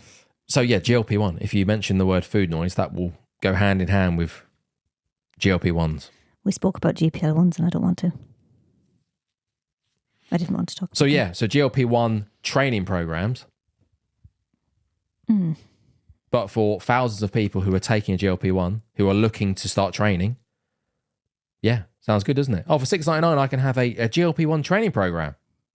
That's all I can afford, so yes, please. You okay, Fiona? Yeah, my back is very sore. Oh dear, yeah. You don't make it obvious that you're in some kind of distress. You never know. It's my back. Okay. I have to walk. Okay. Oh boy, I thought we rushed through that as well, and that's. I assumed this was going to be a long one, but I didn't think this long. This is what we need to do, Fiona. This is the reminder that we need to just be regular with these, so we don't have to do 4-hour-long podcasts. All right. Right, are we going for the film?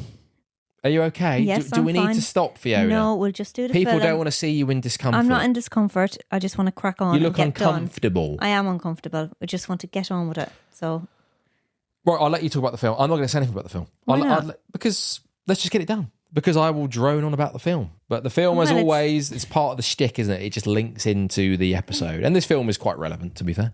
So we did Cocoon, which is a 1985 sci-fi movie. Oh, sci-fi. Directed by a Mr. Ron Howard. So it got a 6.7 out of 10 on the IMDb. And it's actually based on a book by David Saperstein. Oh, I see. Okay. So when advanced beings from another planet arrive at an old age home in Florida, the senior citizens there get a second chance at being young in the story of youth, old age, and how people choose to live their lives. Okay. So the film's message is that it's never too late to start over and that age is just a number. The film characters are all facing their mortality, but they're given a second chance at life. Yeah, but what's that about? That's stupid, isn't it, straight away? Well, it's because age is just a number. So for these people, they have to go off on a spaceship with aliens. No. I think it was more so the fact that they were doing things that they wouldn't have done previously, such as the lady climbing the tree. Yes, I know, but they only did that because they literally they felt better increased vitality from aliens. Yes, and then they were putting themselves more out there, weren't they? They were going to the clubs. He was breakdancing on the floor. Yes, of course. This is great. These habits are great. But I mean, in this film, literally, the only reason they're doing that is because they actually have alien increased vitality from these cocoons. Yes, well, yeah, but still. It's not a mind shift, is it? It's not. I thought you were being quiet. No, I mean, but they haven't in the real world. It's that's a mind shift, isn't it? That's like, do you know what? Age is just a number. If I want to still go dancing, if I want to go to the gym and lift some heavy weights, I'm going to do it. I have to be careful because I've got some injuries. I'm not as young as I used to be. I'm no spring chicken, but I'm going to shift my mindset. I'm going to keep doing this because I enjoy it. For this film, it's literally they are only doing it because alien life forms have come down and they have jumped in the swimming pool and gone, wow, I feel 30 years younger. No, they were doing dancing anyways because they were going to the little old age dance place, weren't they? Yes, okay. And they were taking it a little bit easier than breakdancing, so to speak. Yes. So they were still doing it, but they were pushing the boat. They were just like, right, I feel better, so I'm going to do a breakdance. But the breakdancing, is it breakdancing? No, whatever he was doing. Yeah, breakdancing. It was breakdancing. Yeah, he's only doing that because of this alien. Yes, he's not doing it because he's gone. Do you know what? I'm going to do it. If I break my hip, I break my hip. YOLO. Yeah. Yeah, but then so just be careful in the real world. They go off with the aliens because they're getting a chance at mortality. So they're getting the chance of feeling like that forever. I know. Instead of feeling like they did a couple of months ago before they started getting in the pool. It's a bit much, though, isn't it? Well, it is a bit much. You're never going to see your family again. You're going to live forever and ever and ever. You've got your man and your one who's literally, he's having affairs left, right and centre to just got back together. And now they've got a whole life of mortality together. They haven't even resolved their issues. Is that not the beauty of life? Is that, it will end? Well, yeah, but for these folks, it's not. And for them, lucky them, they had their little moment, didn't they? They were able to go dancing. They were able to climb trees, pain-free. So... Well, but I suppose they got a taste of it, didn't they? They got a taste of that. They're like, God, do you know what? Yeah. For God knows feeling how long. Let's do this forever. How long they were feeling like crap for as well. Because, you see the other people in the nursing home. You've got that guy with the mobility aid and he's barely walking, barely stepping. He's more so shuffling in his steps. Do you know, it's like they're looking at that and they're, geez, well, I feel great. So I'm just going to, go breakdancing. And why not? If you are feeling great, why not? Yeah, let's just be careful. Let's just preface this. This is based on the film. This is based on the film. Ben did find it very hard last night about the reality of the whole film and stuff. Yeah, if you do want to go breakdancing, please, but just be careful. Yeah, please be careful. And hopefully maybe do the full body strength-based session for 6 months. At least. Yeah, if you're currently not doing anything. If you're going to go from doing nothing to breakdancing, and you're older and you've already got some niggles or some fake hips or knees, wowee. Yeah, maybe. Just take it easy. Yeah. Because if you do break your hip or you hurt your knee or whatever, and then someone says, what possessed you to just go from doing nothing to breakdancing? Oh, Push-Pull Health. Fiona from Push-Pull Health. No, it wasn't me. It wasn't me. Okay. Yeah, I'm going to sue them. Maybe speak to your healthcare professional beforehand. And then there was a second film called Cocoon: The Return in 1988. I don't think it went down as well. No, it didn't. 5.4 on the IMDb. And they just returned from the ship, did they? Yeah, it was scientists. Okay. No, scientists found more cocoons in the ocean. Yeah, and it was just more of the same. So the original cast came back from the spaceship? No, not the full original cast. No, and it was a different director. Yes, I saw that. Oh, also, it won 2 Oscars as well. Did it? This film, yep. For what? Oh, I don't know. I can't remember. Best Supporting Actor. For who? What, Brimley? Don't know. Didn't look it up, Ben. Do you recognise Brimley? No, Wilfred Brimley? Oh, I have him down as Bromley. Oh, is it? Sorry. Oh, Bromley. Sorry. Why am I saying Brimley? Oh, is it was Brimley? I right? Oh, no, I'm confused now. Was I right? I should know this because I know the actor. I'm never right. Oh, hang on. It's Brimley. It is Brimley. It is. You made me doubt myself. Well, I'm always wrong. Do you recognise him? No, I've no idea who he is. So he's in The Thing. Oh, The Thing. Blair, who gets infected and they have to then put him in the hut. Oh, yeah. He's him. Oh, okay. Yes. But by God, so he plays Ben in this in this film, or William, whatever. But he's whatever. But he's the eye test man. He's the man that goes for the eye test, and he's not allowed to drive, and then he's able to read the lower line. He was 49 years of age when this film went to production. And that's the whole point of this episode. Hold on a second. He was 49 years of age. Yes. The fact that he was playing somebody who's in a residential home, and he only had to have his hair dyed grey. That was it. There was no special makeup. There was nothing else. Are you sure there was nothing else? Just dyed hair grey. Hair dyed grey. And I think he popped the med glasses. But this is back in the 80s. This is like 40 plus years ago. So I think that is the norm now. But he was playing somebody who was 75, and he played it very bloody well. Yes, he looked the part. The good thing about today, and some of the advice that we've given, is it's not completely alien anymore, is it? A lot of people are already doing this, or at least considering it. They're considering some of the stuff. They're considering joining a gym, strength training. It's not as alien anymore to them. Back in the 80s, lifting weights, strength training, exerting yourself in that manner was for younger people. Yeah, you get to 50 and it's like, unless you're already doing it and you can just maintain it, it's just not happening. It's just few and far between, isn't it? If you go to your doctors, if you hurt yourself, the general advice is, well, you're old now, you're in your 50s. Low impact, gentle movement for you. For women as well who are going through menopause. The advice, even now, to a degree, but back then, back in the 80s, before that, just be careful. Gentle movement. Get one of those Jane Fonda DVDs. Is it Jane Fonda? I Put know the the one Leica you're on on about. and do one of the exercise videos. Yeah, the pinks and all that. Just join one of those. Maybe. They were doing that in the video, in the movie. Right, there you go. And maybe, but be really careful, get some of those pink dumbbells. And that's it. That's your lot because you're 50 now. And you're going through menopause. So, one full step and it's game over. Well, he was 49, just to put that back out there. Yes, and what was the thing about Tom Cruise? There was memes a meme, going on there? about Tom Cruise, about when he was in Mission Impossible, he was actually 5 years older Yes. than Brimley was And in he this was film. still doing his own stunts and jumping off buildings and out of planes and stuff. Yes. He's looking pretty good, Tom.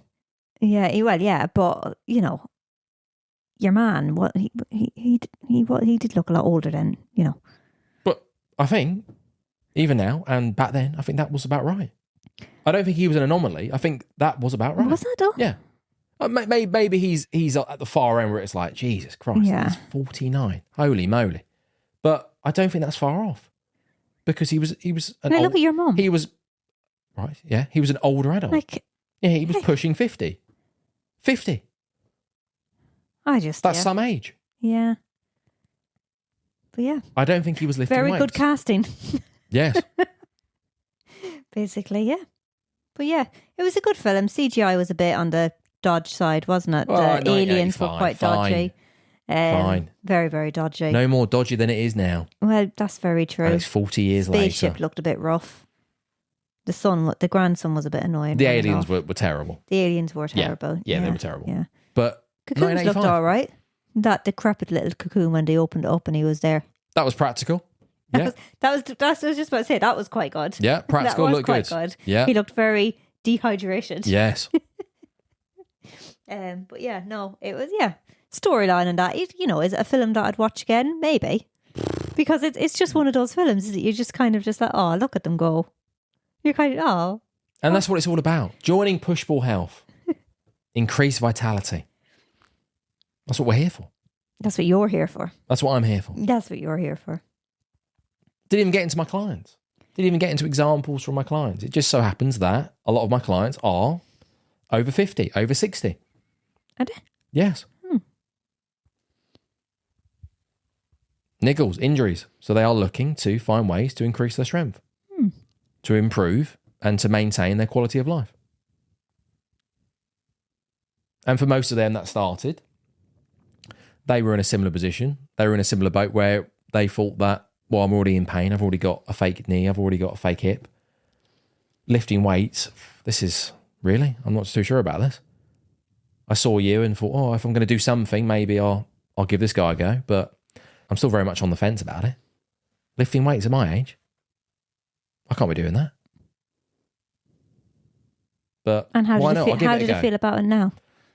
Most of them are, yeah. Well, all of them. All of them that are in the gym, they're feeling a lot better. Good. They're seeing the results. They're getting stronger. How's their pain? Yeah, it's still there.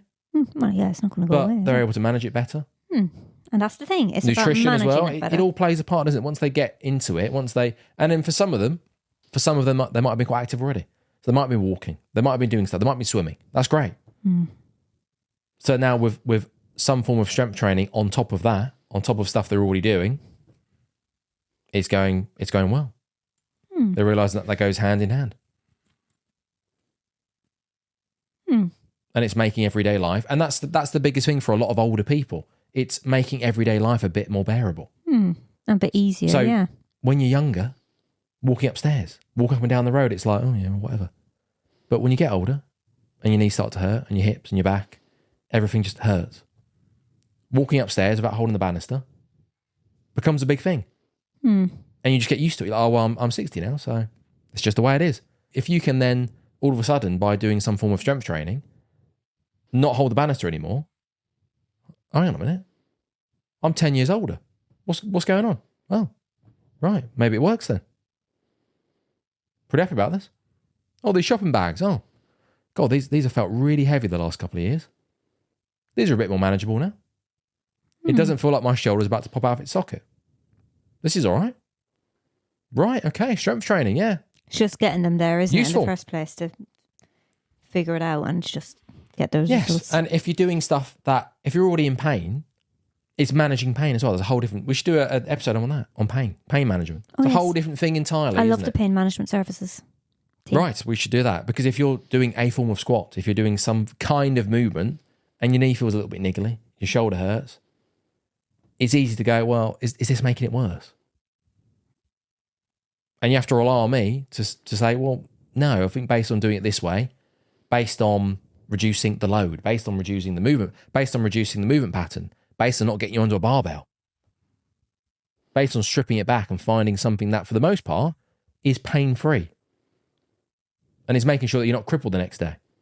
The older you get, and if you're just used to living in some form of pain, if your knees just hurt most of the time, then it's not the end of the world. And if you start lifting heavy things, you expect it to be uncomfortable. It just depends. Everyone's different. Yes. Okay. Wowee. How was my hair looking that whole episode? I wasn't looking at your hair, Ben. I was thinking about food halfway through. Well, what a shame. So that really... Your hair looks nice, Ben. I wouldn't say nice.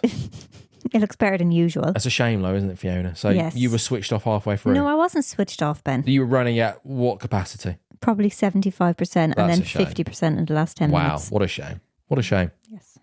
Disappointing. Yes. But it's 2 hours and 10 Hopefully a lot minutes. of content there. It's 2 hours, 10 minutes, yeah. Ben. So, Hopefully a lot of snippets to take Yes. away from this. Right. Hopefully Anyhow, this is a slightly less low quality episode. hopefully. We'll ask your man and ask him for his opinion. Right, push-pull health. Push-pull health. Pushing your health from the pulse of life. If you live in the Herne Bay and Whitstable area, Canterbury. yeah, come down. Come down for a chat. A complimentary chinwag down at the private Push-pull health studio. If you're online. If you live in Botswana, the Push-pull health app. Either on a one-to-one basis or team rotter. It's ready, Fiona. The website is ready. We're there. Oh. We are ready to go. If you want to join Team Rotter, a group coaching based program, but it's not a 6 to 8 week shred. We're not doing that. No, this is an ongoing thing. You okay? Yes. You're not going to be there forever? That was the neighbour coughing. You're not going to be there forever, but this is a long-term thing. Not a 6 to 8 week shred. Mm-hmm. Why are you more- looking at me? Look at the camera when you're saying this bit. Because you're talking to the audience. This is not, Team Rotter is not a 6 to 8 week shred. It's a long-term thing, but it's reasonably priced. It's affordable coaching. That's what it is. Good. Something's affordable in this day and age. Excellent. And the point is of Team Rotter is that eventually I want you to give me the middle finger. I don't want you there forever, but you need to be there longer. Oh, that's a shame. Should have known, shouldn't I? 2 hours. Imagine if that didn't save. It'll just have to be a podcast. Wowee. Push our luck. Oh. Over 2 hours. I thought he was going to stop. I was getting ready to go. Okay. The kitchen. The camera has run out of memory. So finishing off. So the camera's run out of steam and I've run out of steam. Team Rotter. Not another 6 to 8 week shred. This is a long-term solution. Affordable online coaching. Link in the bio. It's there. Have a look. Is it? The landing page is quite wacky, but that's what this is all about. Okay. So thank you for listening. Goodbye and good luck. Helping you find a form of exercise that you can stomach and a diet that you can stick to for longer than 10 minutes. Yes. Goodbye. Say goodbye.